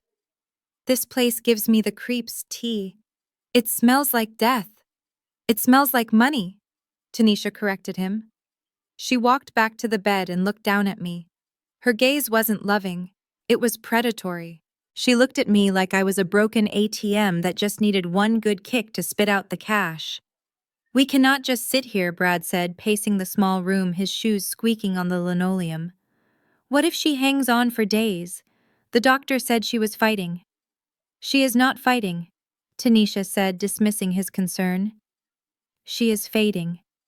I can feel it. But we need to be ready. When she goes flatline, we need to have the paperwork ready. Did you bring the folder?" Brad patted his jacket pocket. "Yeah, I got the claim forms. And the power of attorney just in case she wakes up and is, you know, a vegetable." Tanisha let out a short, cruel laugh. "A vegetable works too. If she is brain dead, I get power of attorney. I can pull the plug myself. That might be even better. We can play the mercy card." Oh, it is what Jasmine would have wanted. I listened to them, my heart burning with a cold fury. Power of attorney. They had really thought of everything. They were prepared to legally murder me if the poison failed to finish the job. "Hey, look at this," Brad said. I heard the sound of a zipper. He was going through my purse. I had left it on the chair in the corner part of the staging. "What are you doing?" Tanisha hissed. Looking for her wallet, Brad said. I need the bank cards. If she dies tonight, the accounts might get frozen for a few days while the death certificate processes. We need cash now, Tanisha. The guys said they want an installment by tomorrow morning or they are coming to the motel. My purse rustled as he dug through it. Here we go, Brad muttered. Platinum Amex. Chase Sapphire. Nice. Do you know the pins? Tanisha asked. I know her birthday, Brad said. And her address. I can probably guess it. Or I can just use it online. Buy some gift cards, convert them to crypto. Easy. Put it back, Tanisha snapped. Not yet. If the nurse comes back and sees you robbing her purse while she is dying, it will look suspicious. Wait until she is gone. Then we take everything. The purse, the jewelry, the phone. We scrub the phone, Tanisha. We delete the texts. Right, Brad said. I heard the snap of my purse closing. They settled into the uncomfortable visitor chairs flanking the bed. Brad started tapping his foot, a nervous rhythm that vibrated through the floor. Tanisha hummed a low tune scrolling through her phone. I lay there, the beep of the monitor counting down the seconds. My body ached from staying still. My throat was dry from the oxygen, but my mind was racing. I had them. I had the pinch. I had the conversation about smothering me. I had the admission about the insurance fraud and the power of attorney. I had Brad looting my purse. It was all on the cloud server now, safe with Sterling. But I needed the finale. I needed the confession that would lock them away forever. I needed to wake up. Not yet, not fully, but just enough to terrify them. Just enough to make them say the quiet parts out loud. I waited another 20 minutes until the rhythm of the room settled. Brad had stopped tapping his foot. Tanisha had stopped humming. I let out a low moan. It was soft at first, a guttural sound from the back of my throat. The room went deadly silent. What was that? Brad whispered. I moaned again, louder this time. I let my head roll to the side on the pillow. I fluttered my eyelids just a fraction. She is waking up, Brad hissed, panic rising in his voice. Tanisha, she is waking up. Do something. She cannot be waking up, Tanisha said, her voice tight. The poison. It is a neurotoxin. It shuts down the brainstem. I let my hand twitch. I reached out blindly, my fingers grasping at the sheets. Help! I croaked. The word was barely a whisper, dry and broken. Tanisha jumped up. She loomed over me again. Jasmine, she said urgently. Jasmine, go back to sleep. Help me. I groaned, opening my eyes just a sliver. It hurts. Tanisha. She grabbed my shoulders. She didn't hug me. She pinned me down. Her hands were heavy, pushing me back into the mattress. Shh, she hissed.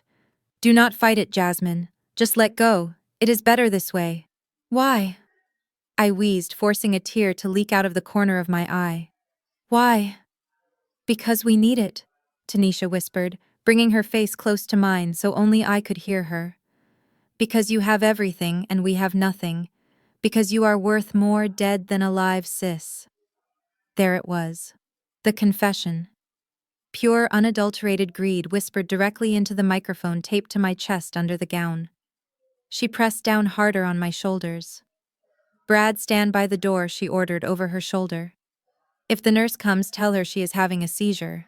Tell her not to come in yet. Brad moved to the door, blocking the view.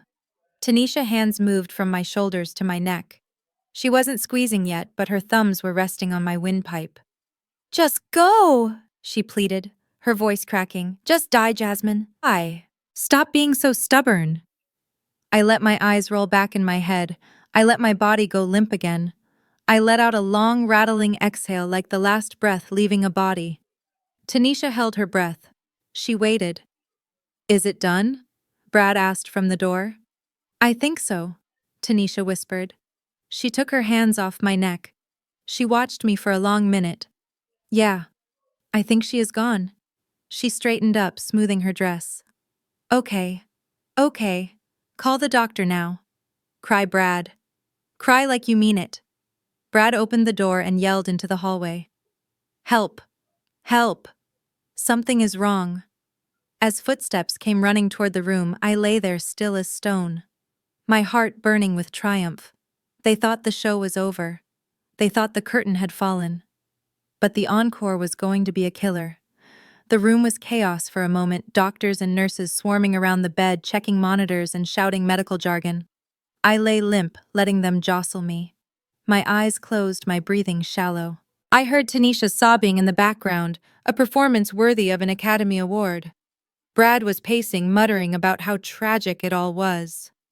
Dr. Patel cleared the room of the extra staff, leaving only herself, Tanisha, and Brad.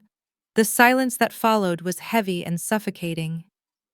I am afraid the prognosis is grim, Dr. Patel said, her voice grave and professional. The toxins have caused severe neurological damage. Her organs are shutting down one by one. Oh God, no, Tanisha wailed, clutching her chest. My sister. My poor sister. Is there anything you can do, doctor? Anything at all? We have done everything we can, Dr. Patel said. At this point, it is just a matter of time. She is in a deep coma. It is unlikely she will wake up. She could pass within the hour, or she could linger until morning. But I want to be honest with you. It does not look good. Is she in pain? Brad asked, his voice shaky.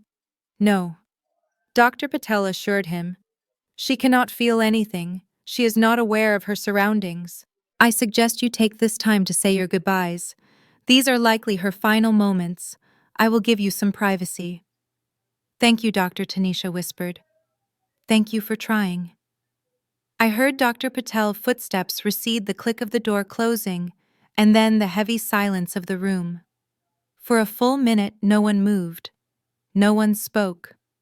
The only sound was the rhythmic beeping of the heart monitor, a slow, steady cadence that counted down the seconds of my life, or so they thought. Then Tanisha stopped crying, the sobbing cut off, instantly replaced by a sharp intake of breath. Is she gone? Brad whispered. No, Tanisha hissed. Look at the monitor. The line is still moving. She is still holding on. Stubborn bitch. My heart slammed against my ribs, but I kept my breathing even. Stubborn bitch. That was what she called me. Not sister, not family. Bitch. We do not have time for this, Brad said, his voice rising in panic. The doctor said she could linger until morning. Tanisha, if she is not dead by sunrise, the loan sharks are going to start breaking fingers. We need that death certificate dated today. She will die, Tanisha snapped. The doctor said her organs are shutting down. The poison is working, Brad. It is just slow. It is too slow, Brad argued. Look at her. She looks fine. She looks like she is sleeping. What if she wakes up? What if the poison wears off?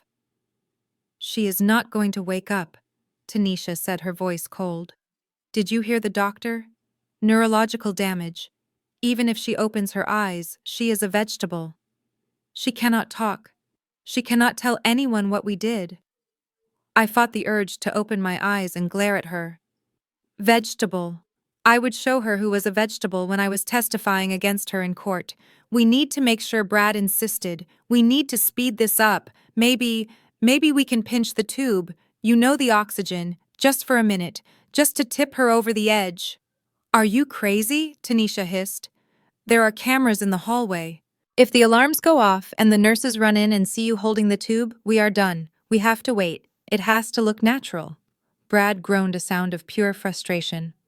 I hate this. I hate waiting. I need a drink. Check her bag, Tanisha ordered. The big leather one.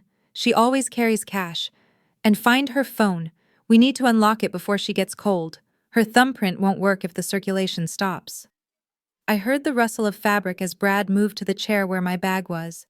I felt a phantom twitch in my hand, wanting to grab his wrist and twist it, but I stayed still. Got it, Brad muttered. Damn, this thing is locked tight. Biometric and passcode. Use her thumb, Tanisha said. Just do it, Brad. She cannot feel it. I felt Brad's warm, sweaty hand grab my wrist. He lifted my hand, his fingers rough against my skin. He pressed my thumb against the phone sensor. Nothing, Brad cursed. It is not reading. Her hands are too cold or something. Try again, Tanisha snapped. Wipe her thumb off. Maybe it is sweaty. He rubbed my thumb with his shirt rough and abrasive. He pressed it again harder this time, jamming my digit against the glass. Still nothing, Brad said, throwing my hand back onto the bed. It is useless. We need the passcode. Think, Brad, Tanisha said. What would she use? Her birthday. Mama birthday. I tried those, Brad said. Locked out for 5 minutes. We only have a few tries left before it wipes the data. Damn it, Tanisha whispered. Okay, forget the phone for now. Look for the wallet. I need those credit card numbers. I can run them through the business account tonight, make it look like a vendor payment. We can get maybe 50 grand out before the bank freezes the assets. I heard the sound of leather tearing as Brad ripped through my bag. He wasn't being careful anymore. He was frantic. Found it, he said. Amex Black. Nice. Chase Sapphire. There is a stack of cash here, too. Looks like maybe 2,000. Take it, Tanisha said instantly. Put it in your pocket. That is our travel money if things go south. Brad laughed a short, ugly sound. Travel money. We are going to be rich, Tanisha. Once that insurance policy hits, we are going to be living on a beach in Bali. No more debt, no more looking over our shoulder. Yeah, Tanisha said, her voice dreamy. No more Jasmine looking down her nose at us. No more begging for scraps. It is all going to be ours, Brad. The house, the business, the cars. Everything she built belongs to us now. Because we earned it, Brad said. We did the hard part. We had the guts to do what needed to be done. I lay there listening to them justify my murder. They thought they earned my life because they were willing to steal it. The entitlement was staggering. They didn't see me as a person. They saw me as an obstacle to their happiness, a pinata full of money that they just had to smash open. Hey, Tanisha said, her voice closer now. Look at this. What Brad asked. She is wearing the necklace, Tanisha said. The vintage Cartier one.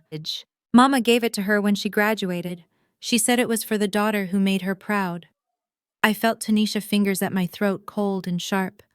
She fumbled with the clasp. I always hated this necklace, Tanisha whispered. Mama should have given it to me. I was the one who gave her a grandchild. I was the one who stayed close. Jasmine just bought her love. She tugged at the chain. It was tight against my skin. Get it off her, Brad said. It is worth at least 10 grand. I am trying, Tanisha grunted. The clasp is stuck. Just yank it, Brad said. She doesn't need it anymore. Tanisha pulled. The chain dug into the back of my neck, pinching the skin. It hurt, but I didn't flinch. I let my head loll to the side, limp and heavy. Pop. The chain broke. Tanisha let out a small, triumphant noise. Got it, she said. She dangled the necklace in front of my face, the diamonds catching the dim light of the monitors. Looks better on me anyway. She put it in her pocket. I lay there stripped of my jewelry, my privacy, my dignity. They were picking my bones clean before I was even dead. Suddenly the door opened. Jessica, the nurse, bustled in. Checking vitals, she announced briskly, not looking at them. Tanisha and Brad jumped back, assuming their positions of grief instantly. Tanisha let out a small sob, burying her face in her hands.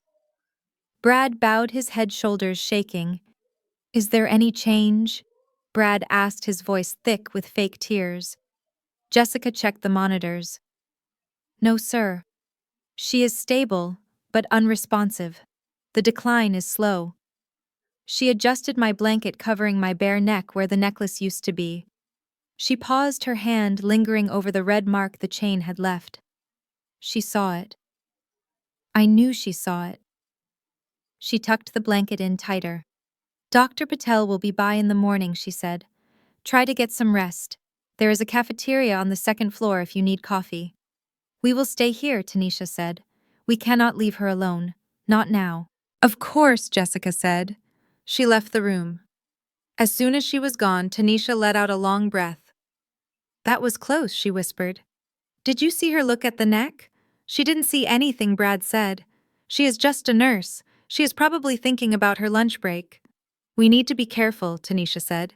No more taking stuff until she is officially gone. We wait. We let the poison finish the job. They settled back into the chairs. The silence stretched out again. I lay there, the phantom pain of the necklace burning on my skin.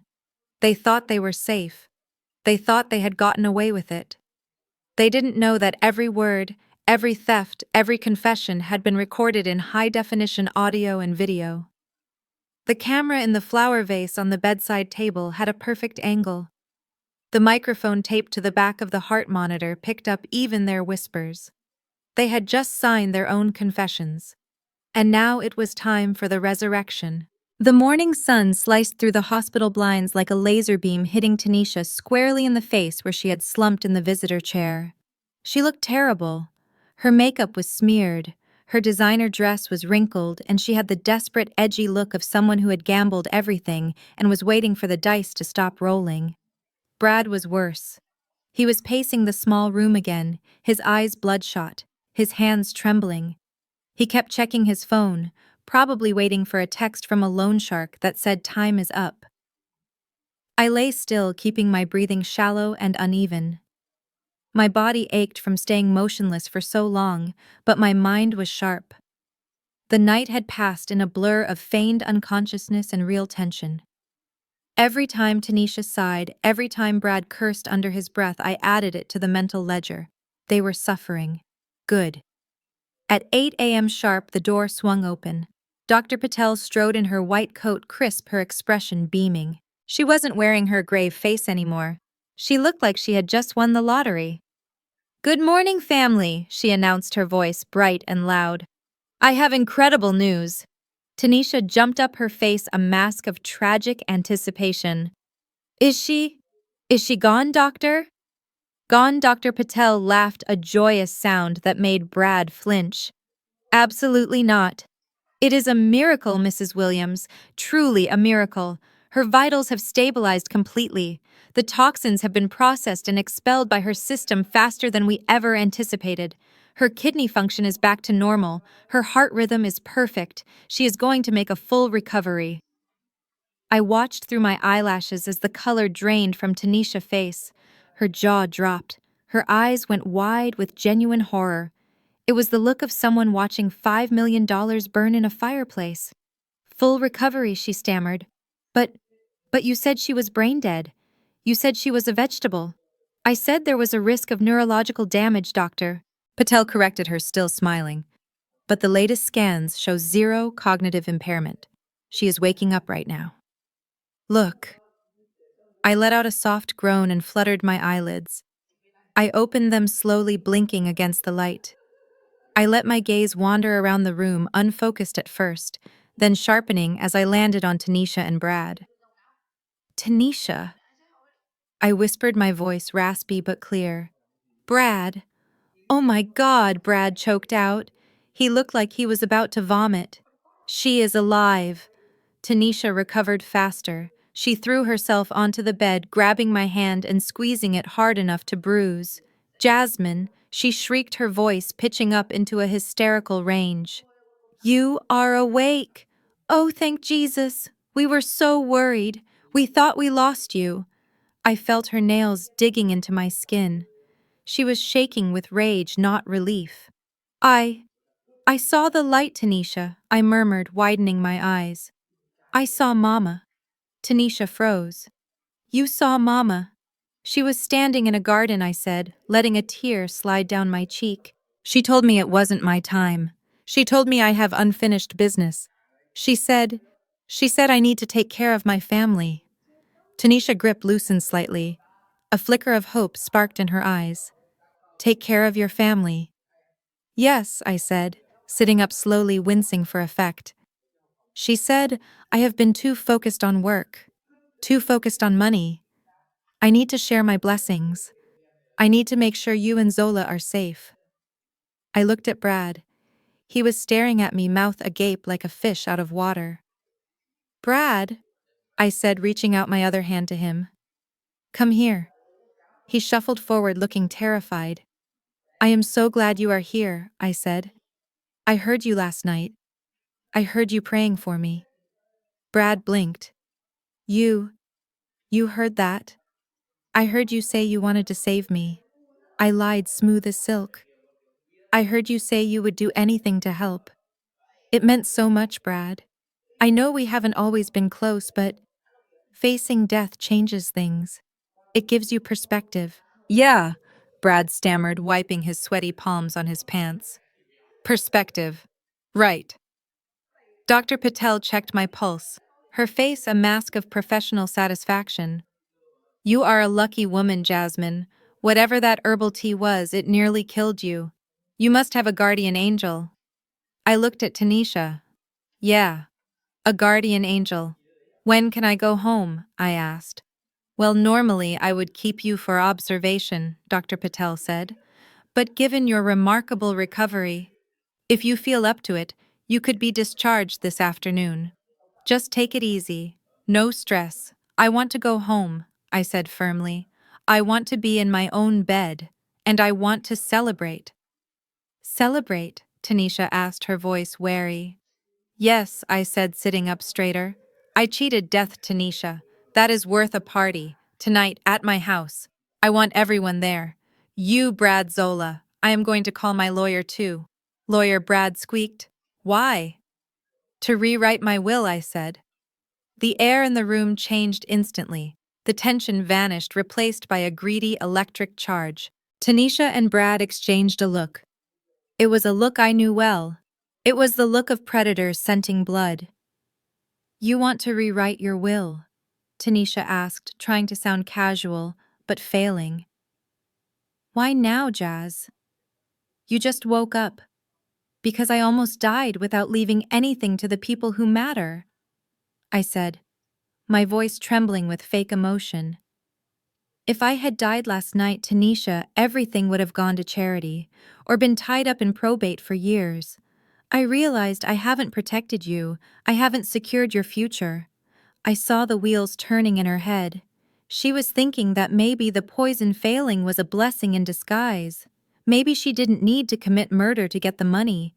Maybe she could just get me to sign it over voluntarily. It was cleaner. It was safer.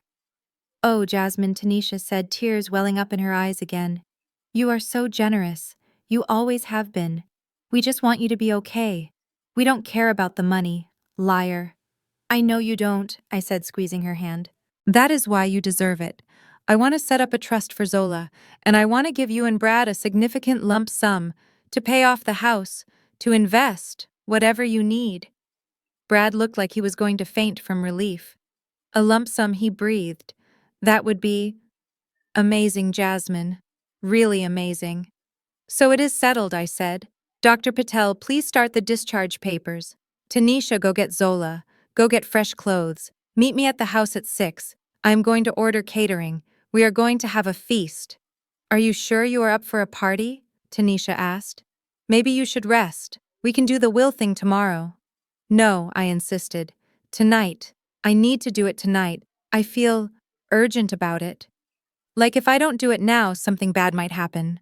Tanisha nodded eagerly. Okay, tonight. We will be there, with bells on. They left the room practically skipping. I watched the door close behind them.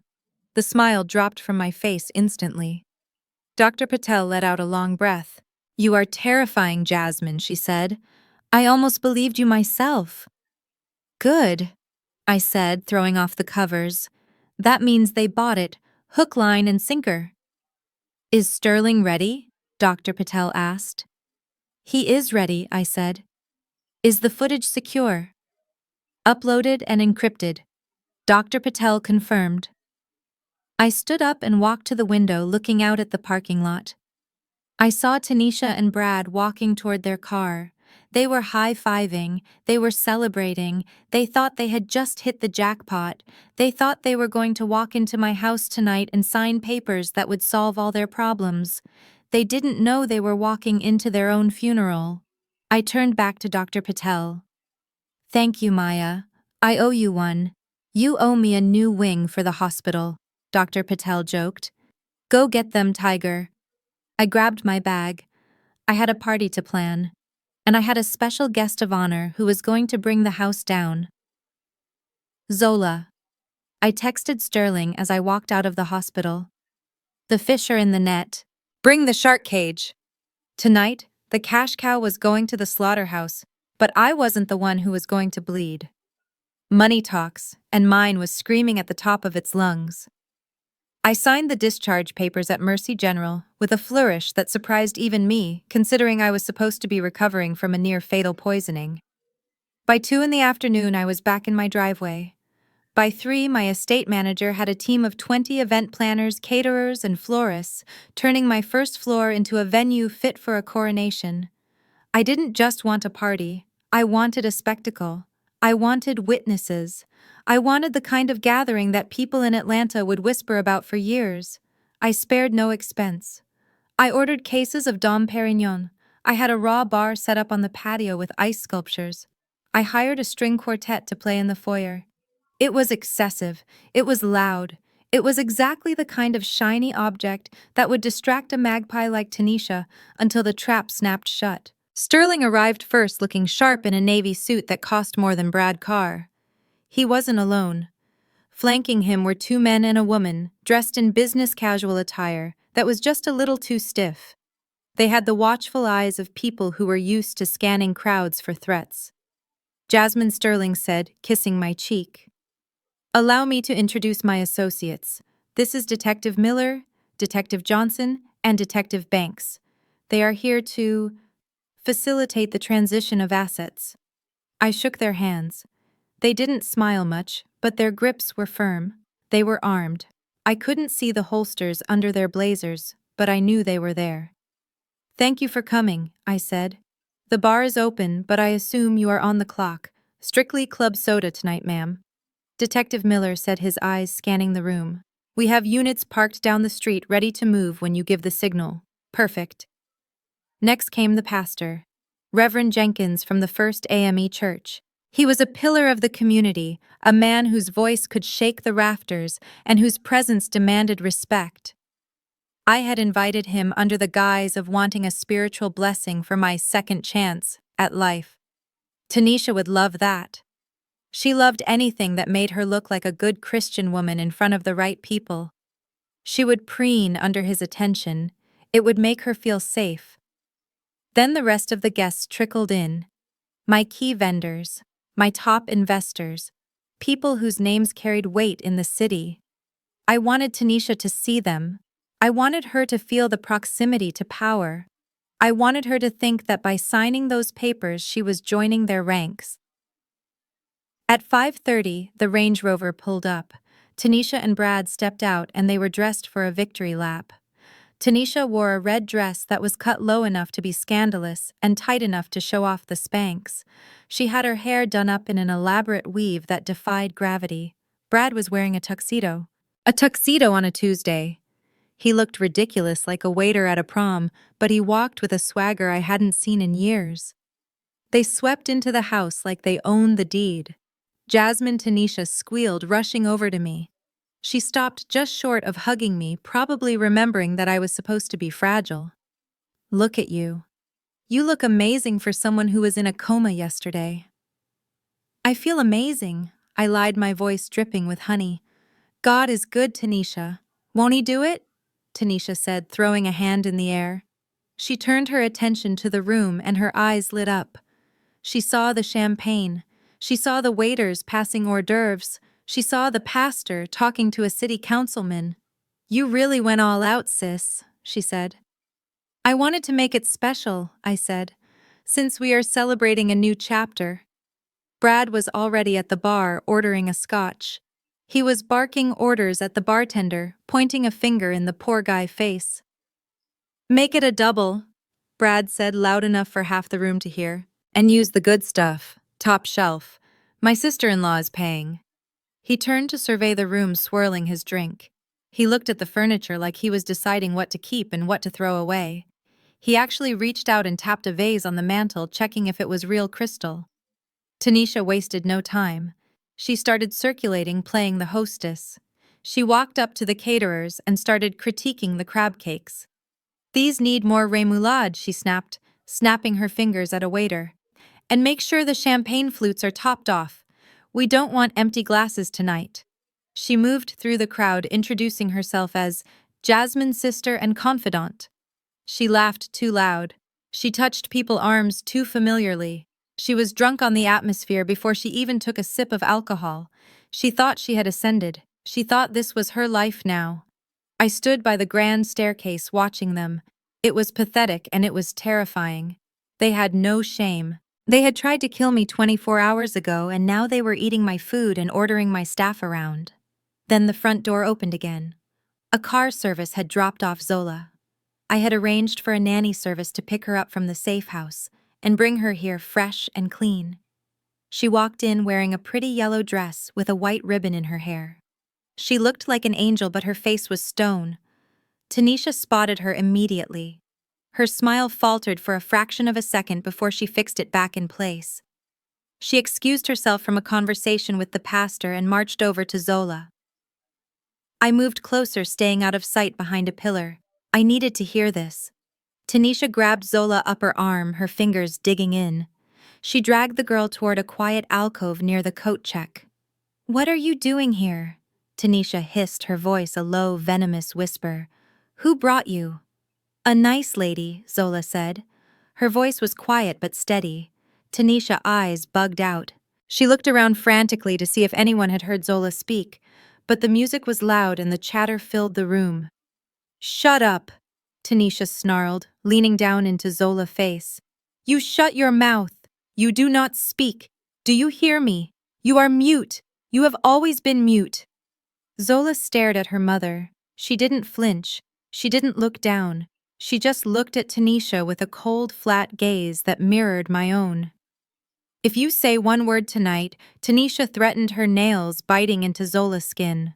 "I swear to God, Zola, I will pack you up and send you to that military school in Alabama. The one with the fences. You will never see your toys again. You will never see your auntie again. You will march in the mud until you learn to listen. Do you understand me?" It was a vicious, specific threat. She had obviously thought about it before. She wanted to discard her daughter, just like she wanted to discard me. Zola was an inconvenience, a piece of baggage that didn't fit into her new rich lifestyle. Zola didn't cry. She didn't beg. She just blinked slowly, her face impassive. Tanisha took that silence for submission. "Good. Now go sit in the corner and play with your tablet. Do not bother the adults. We are busy fixing our future." Tanisha released her arm and straightened up, smoothing her red dress. She flashed a smile at a passing waiter and grabbed a glass of champagne, acting like the devoted mother she definitely wasn't. I stepped out from behind the pillar. My blood was boiling, but my head was cool. I walked over to Zola. She looked up at me. She rubbed her arm where Tanisha had grabbed her. "Did you hear her?" Auntie Zola asked. "I heard her, baby," I said. "Is she going to send me away?" "No," I said, crouching down to look her in the eye. "She is not sending anyone anywhere. She is the one who is going away, Zola. For a long, long time." Zola nodded. She reached out and fixed the collar of my dress. "You look pretty, Auntie," she said. "You look like a queen." I kissed her forehead. "Go find the nice lady who brought you," I said, pointing to the nanny who was waiting by the kitchen. "Stay with her. When I call you, come out." "Okay." "Okay," Zola said. I stood up and smoothed my own dress. It was a deep, crimson velvet, sleek and dangerous. I felt like an executioner. I walked into the center of the room. The string quartet was playing Vivaldi. The guests were laughing. Tanisha was holding court near the fireplace, telling the pastor about how she had prayed all night for my recovery. Brad was at the buffet, shoving shrimp into his mouth like he hadn't eaten in weeks. I caught Sterling's eye across the room. He nodded once. He tapped his watch. It was time. I walked over to the small stage we had set up for the announcements. I tapped the microphone. The sound echoed through the high ceilings, cutting through the chatter. Feedback whined slightly and the room fell silent. All eyes turned to me. Tanisha beamed at me from the front row, raising her glass. Brad wiped his mouth with a napkin and tried to look solemn. "Welcome, everyone," I said, my voice amplified and clear. "Thank you for coming on such short notice." Tonight is a celebration of life. It is a celebration of second chances. And most importantly, it is a celebration of truth.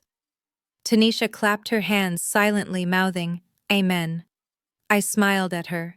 It was a wolf smile. I know many of you were surprised by my sudden recovery. I continued pacing the stage slowly. The doctors called it a miracle. My sister calls it a blessing, but I call it a wake-up call. I paused, letting the drama build. When you are lying in a hospital bed thinking it is the end, you see things clearly, I said. You see who loves you. You see who is loyal. And you see who is just waiting for you to die so they can cash the check. A ripple of confusion went through the crowd. Tanisha's smile faltered. Brad shifted his weight, looking uneasy. I have decided to make some changes, I said. Big changes. I have invited my lawyer here tonight to help me restructure my entire estate. Tanisha relaxed visibly. She nudged Brad. This was it. The payout.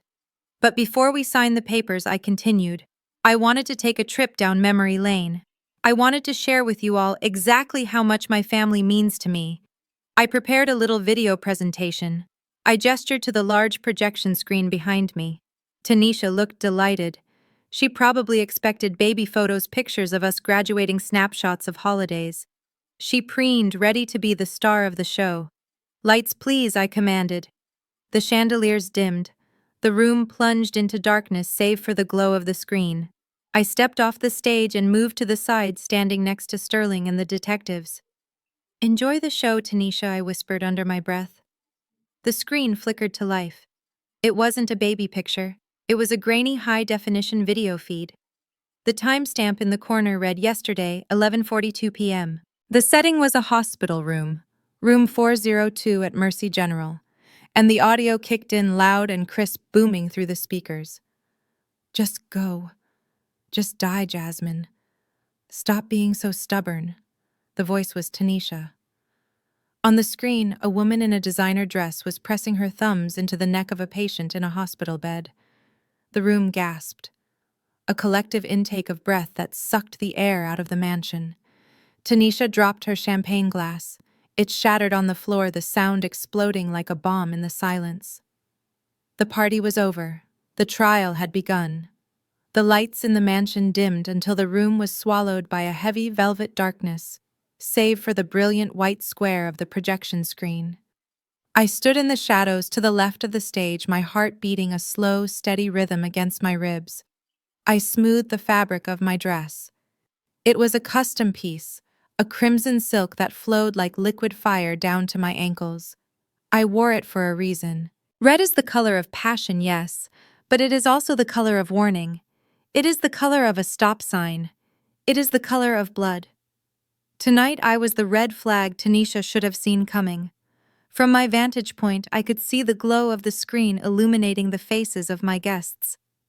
Tanisha was front and center right next to Brad. She was leaning forward, her face wrapped with anticipation. She looked like a child waiting for a present. She probably expected a montage of our childhood photos of us braiding hair and baking cookies, evidence of the bond she had exploited for decades. She wanted the world to see how close we were so when she cashed that check, no one would ask questions. The video began with a soft piano melody, sentimental and sweet. The first image faded in. It was a photo from when I was 10 and Tanisha was 7. We were standing in front of our old house in Decatur, wearing matching Easter dresses. A collective awe rippled through the crowd. Tanisha brought a hand to her chest, performing humility. She looked over at the pastor and dabbed her eye. See? She whispered loud enough for the people around her to hear. We were always inseparable. The slide changed. High school graduation. Tanisha hugging me, holding my diploma. Then my business launch. Tanisha holding a glass of champagne, smiling wide. I watched her face in the blue light of the screen. That smile. I used to think it was pride. Now I saw it for what it was. It was the smile of a parasite who had found a healthy host. She wasn't smiling at me, she was smiling at what I could give her. I signaled the AV technician in the booth at the back of the room. He nodded. On screen, the music distorted. It didn't stop, but it warped, slowing down into a deep, dissonant drone that made the hair on your arms stand up. The image of us hugging flickered like a broken television signal. Static cut across the screen, a jagged white noise that made the guest shift uncomfortably. Tanisha frowned. She looked around confused. "What is happening?" she murmured to Brad. "Is it broken?" Then the image stabilized. It wasn't a photo anymore. It was video. High definition, crisp and cold. The timestamp in the corner was glowing red. Yesterday, 23:42. The setting was unmistakable. The sterile white walls, the heart monitor, the hospital bed, and me lying in it pale and still. The room went deadly silent. The piano music cut out completely, replaced by the hum of the hospital room's air conditioning captured by the high-sensitivity microphones. On screen, Tanisha walked into the frame. She wasn't wearing the Easter dress. She was wearing the same outfit she had worn to drop Zola off. She leaned over the bed. Her face was twisted not with grief, but with impatience. The audio kicked in loud enough to rattle the crystal in the cabinets. "She is not going to wake up," Tanisha's voice boomed through the speakers. "Did you hear the doctor?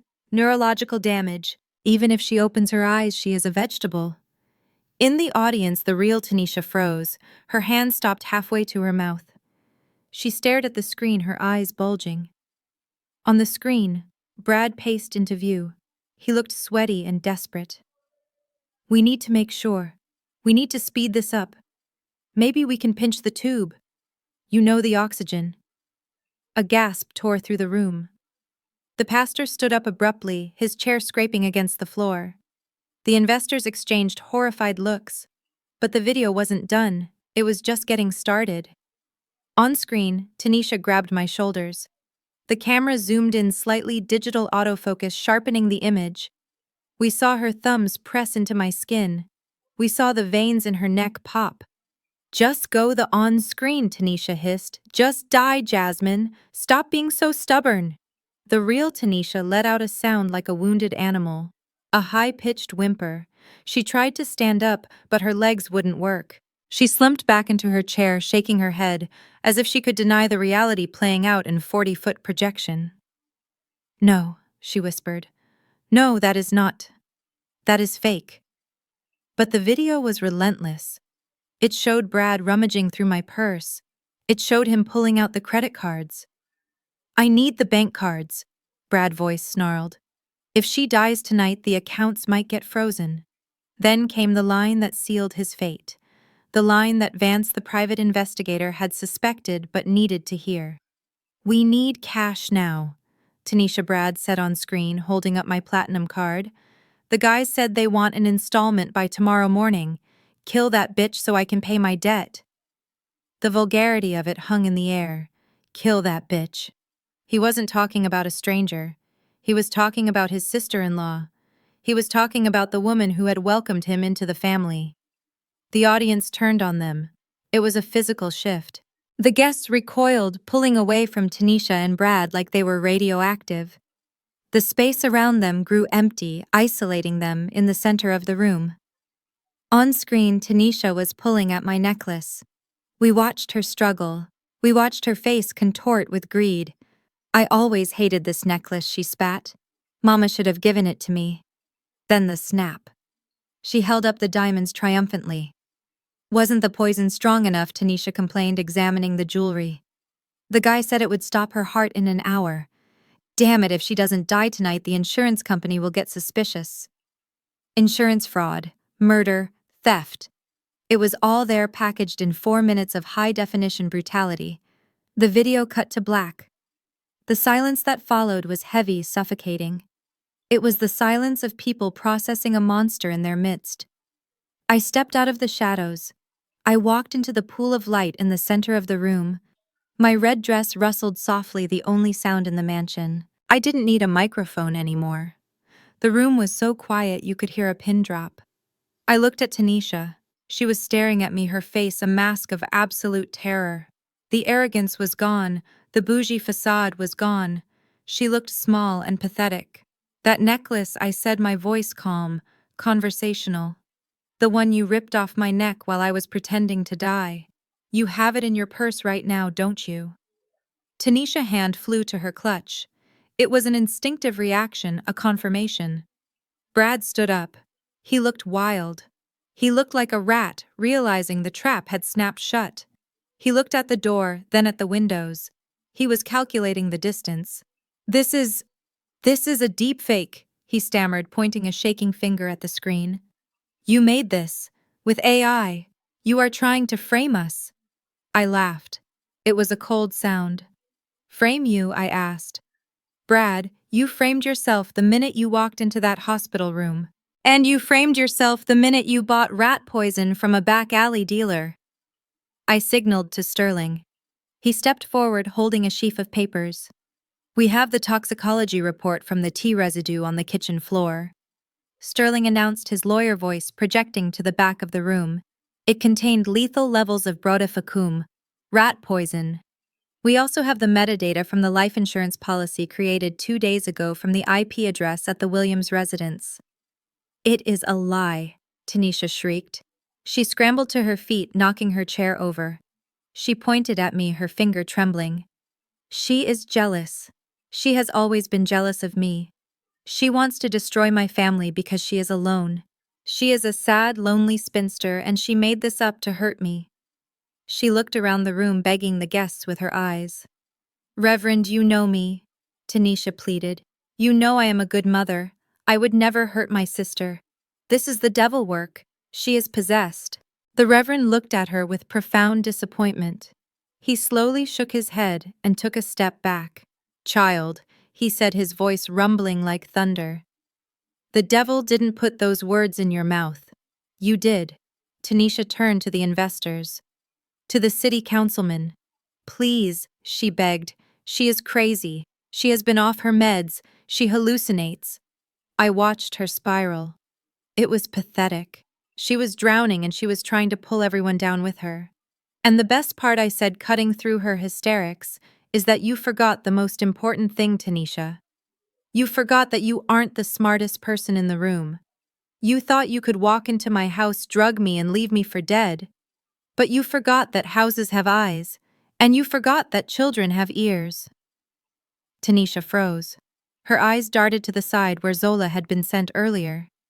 Zola, she whispered. I didn't bring Zola out yet.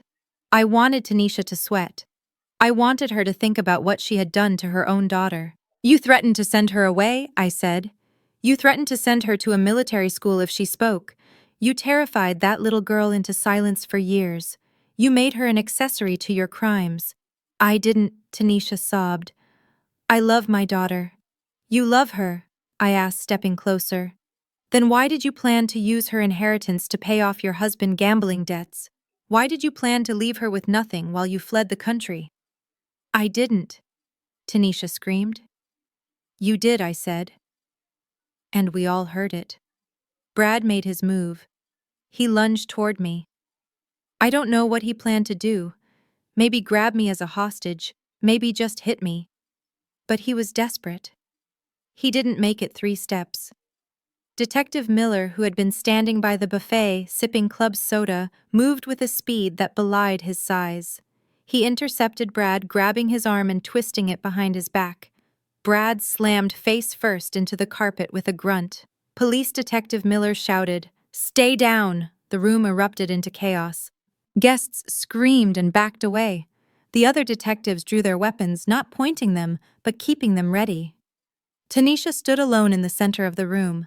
Her husband was on the floor. Her lies were on the screen. Her victims were standing in front of her in a red dress. She looked at me. And for the first time I saw the real Tanisha. Not the sister, not the mother, just the greed. You owe me, she hissed, her voice low and venomous. You have everything, Jasmine. You have the money, the business, the house. You owe me. Mama would have wanted you to share. Mama would be ashamed of you, I said. Tanisha's hand shook. The champagne flute she had been holding this entire time, the crystal glass filled with the expensive vintage she thought she had stolen, slipped from her fingers.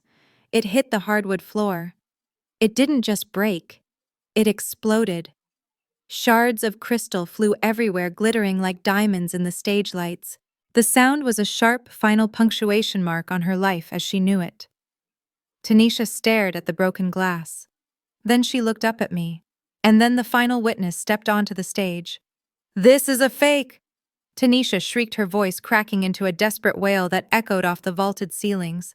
She pointed a trembling finger at the screen where the video had just faded to black. "That is AI. It is a deep fake. Everyone knows you can make computers do anything now. You are trying to frame me, Jasmine. You are jealous of my family. You are jealous of my happiness, so you made this up to ruin me." She looked around the room, her eyes wild and pleading, searching for a friendly face in the sea of stunned guests. She grabbed the sleeve of the councilman standing nearby. "You believe me, don't you? My sister has always been unstable. She is lonely and bitter. She hired people to make this. It is not real. None of it is real." I watched her unravel. It was ugly and it was loud. She was flailing, drowning in a sea of her own making, and she didn't care who she pulled down with her. I stepped closer, my heels clicking rhythmically on the hardwood floor. The sound cut through her hysterics. "You want to talk about what is real, Tanisha?" I asked, my voice calm and cold. "You want to talk about jealousy? You want to talk about who is really ruining this family?" "I am not listening to you," Tanisha screamed, covering her ears like a child.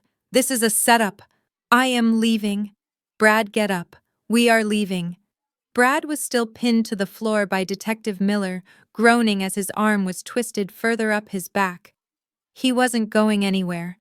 "You are not going anywhere," I said. "And you are right about one thing, Tanisha. Technology can be manipulated. Videos can be edited. But there is one thing that cannot be faked. One thing that has been watching you for years, waiting for the moment to speak." I turned toward the side of the room where the nanny was standing. "Zola," I called out softly. "Come here, baby." The crowd parted. A hush fell over the room that was heavy with anticipation. From the shadows of the alcove, a small figure emerged. Zola walked into the light. She wasn't clutching her doll anymore. Her hands were empty at her sides, balled into small fists. She walked with a purpose I had never seen in her before. Her chin was up. Her eyes were locked on her mother. Tanisha let out a harsh, incredulous laugh. "Zola, you are bringing out Zola. What is she going to do, Jasmine?" "Interpretive dance. She is a mute. She is broken. She hasn't made a sound since she was a baby." Zola kept walking. She stepped up onto the low stage. She looked small against the backdrop of the massive projection screen, but she commanded the room. I handed her the microphone. Tanisha sneered. "This is pathetic. You are using a disabled child as a prop. You should be ashamed of yourself, Jasmine." Zola gripped the microphone with both hands. She took a deep breath. The sound of her inhale was amplified, booming through the speakers. "I am not broken," Zola said. Her voice rang out clear and bell-like. It wasn't the voice of a child who didn't know how to speak. It was the voice of a child who had chosen silence as a shield. Tanisha's jaw dropped. Her eyes bugged out of her head. She stumbled back a step, her hand clutching her chest. You can talk." "I can talk," Zola said, her gaze boring into her mother. "I just do not want to talk to devils." A gasp went through the room. The pastor brought a hand to his mouth. The investors leaned forward, captivated. Tanisha's face turned a mottled red. "You little brat. You have been faking it. You have been lying to me for years." "You lied first," Zola said. Her voice didn't waver. She spoke with a terrifying maturity born of trauma. "I saw you, Mom. I was sitting in the corner playing with my dolls, but I was watching. I saw you open the silver canister. I saw you take the spoon and scoop the white powder into Auntie Jasmine tea. You spilled some on the counter and you wiped it up with your sleeve." "No," Tanisha whispered, shaking her head. "No, you didn't. You are making this up. Jasmine told you to say this. I heard you tell Daddy that it would look like a heart attack." Zola continued relentless. I heard you say that Auntie Jasmine was worth more dead than alive.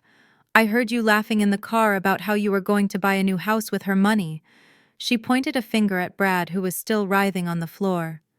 And I saw you, Daddy. I saw you at the back gate last night. I saw you give the envelope of money to the man with the scar on his face. You told him the job was done. You told him Auntie Jasmine wouldn't wake up. Brad let out a moan of despair, burying his face in the carpet. Tanisha looked like she had been slapped. She looked at her daughter, the child she had ignored and threatened and underestimated, and she saw her undoing. Zola lowered the microphone slightly, but she wasn't done. You told me if I ever spoke you would send me away, she said, her voice thick with emotion now. You said you would send me to a place with fences, where I would never see my toys again. You said I was baggage. Tanisha made a move toward the stage, her hands clawed into talons. You ungrateful little witch, I will kill you. She didn't get far. Two detectives stepped out from the crowd, blocking her path. They weren't smiling anymore. They were stone-faced and imposing. Tanisha stopped, panting, her chest heaving. She looked around the room, realizing for the first time that she was completely alone. The guests were looking at her with revulsion. Her husband was incapacitated, her sister was an enemy, and her daughter was the witness who had hammered the final nail into her coffin. She sank to her knees. It wasn't a graceful fall. She collapsed like a puppet whose strings had been cut. She covered her face with her hands and let out a scream of pure frustration and rage. It wasn't supposed to end like this, she sobbed into her palms. It was supposed to be easy. Zola looked down at her mother. She didn't look happy. She looked relieved. She looked like a prisoner who had just walked out of a cell. She handed the microphone back to me. I am done talking to her, Auntie Zola said. Can we have cake now? I took the microphone and pulled Zola into a one-armed hug. Yes, baby, I said. But first we have to take out the trash. I looked at Detective Miller. Get them out of my house. Detective Miller nodded. He reached into his jacket and pulled out a badge, hanging it around his neck.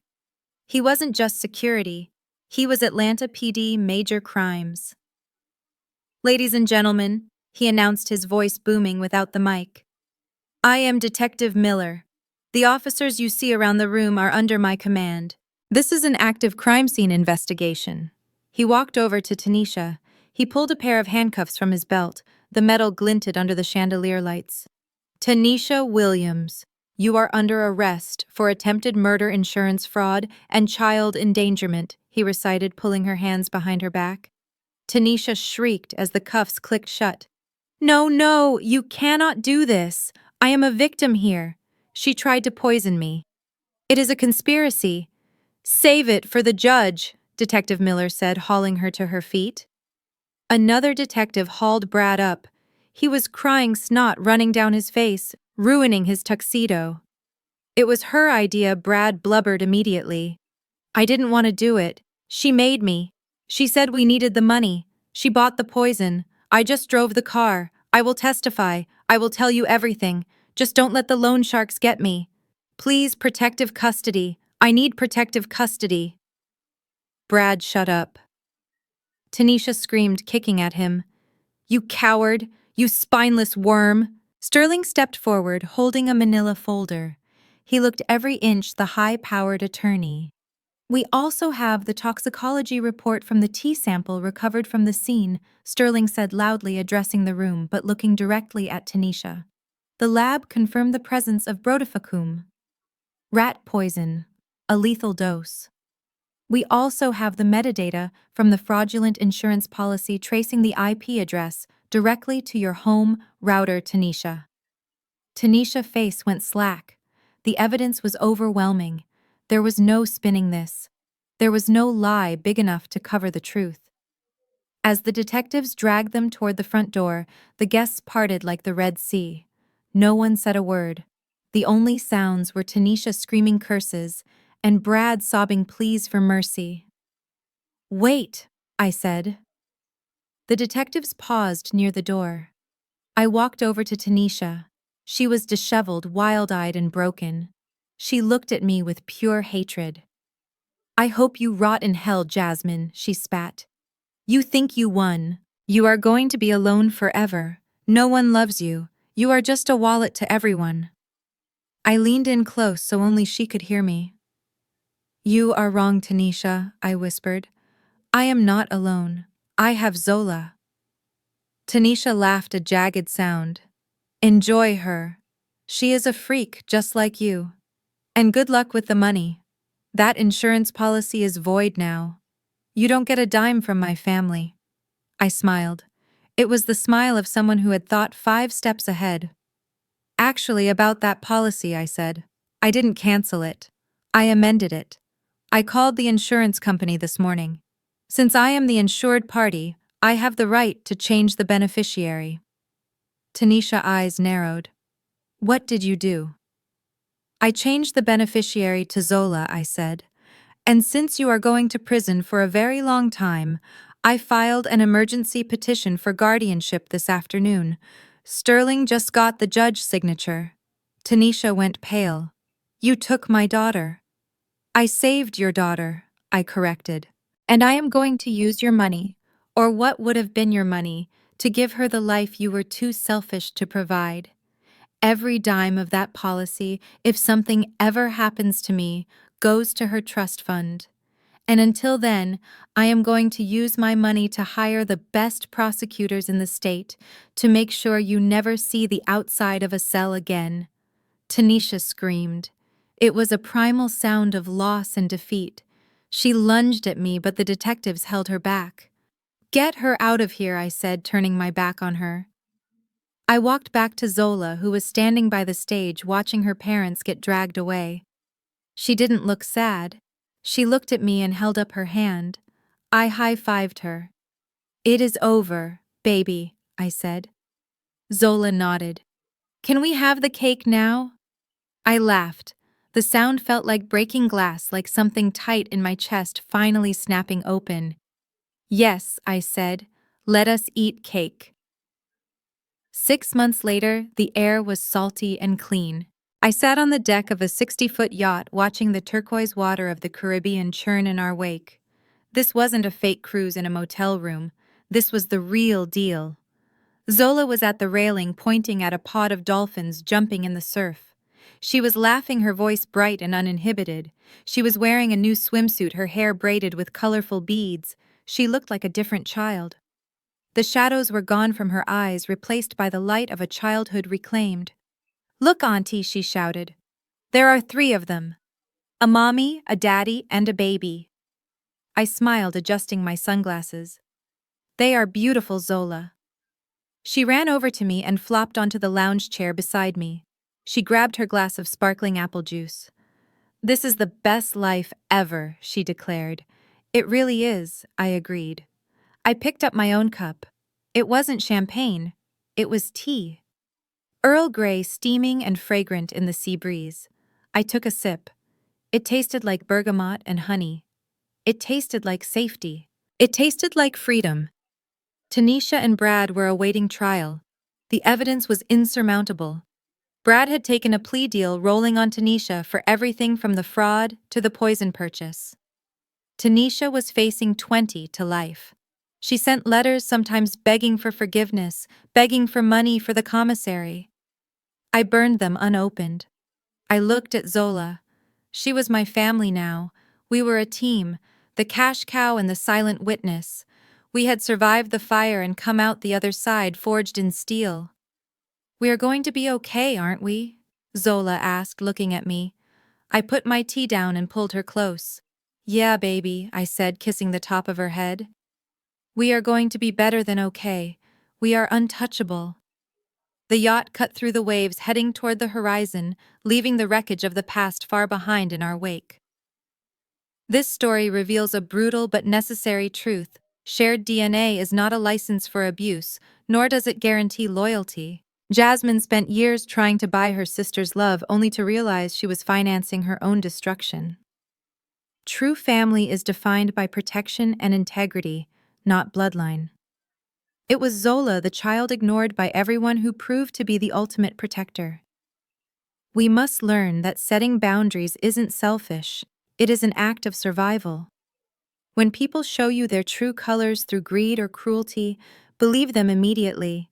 Your peace is worth more than their approval. If this story of justice and resilience resonated with you, type "I choose me" in the comments to claim your power, and don't forget to subscribe for more triumphant comebacks.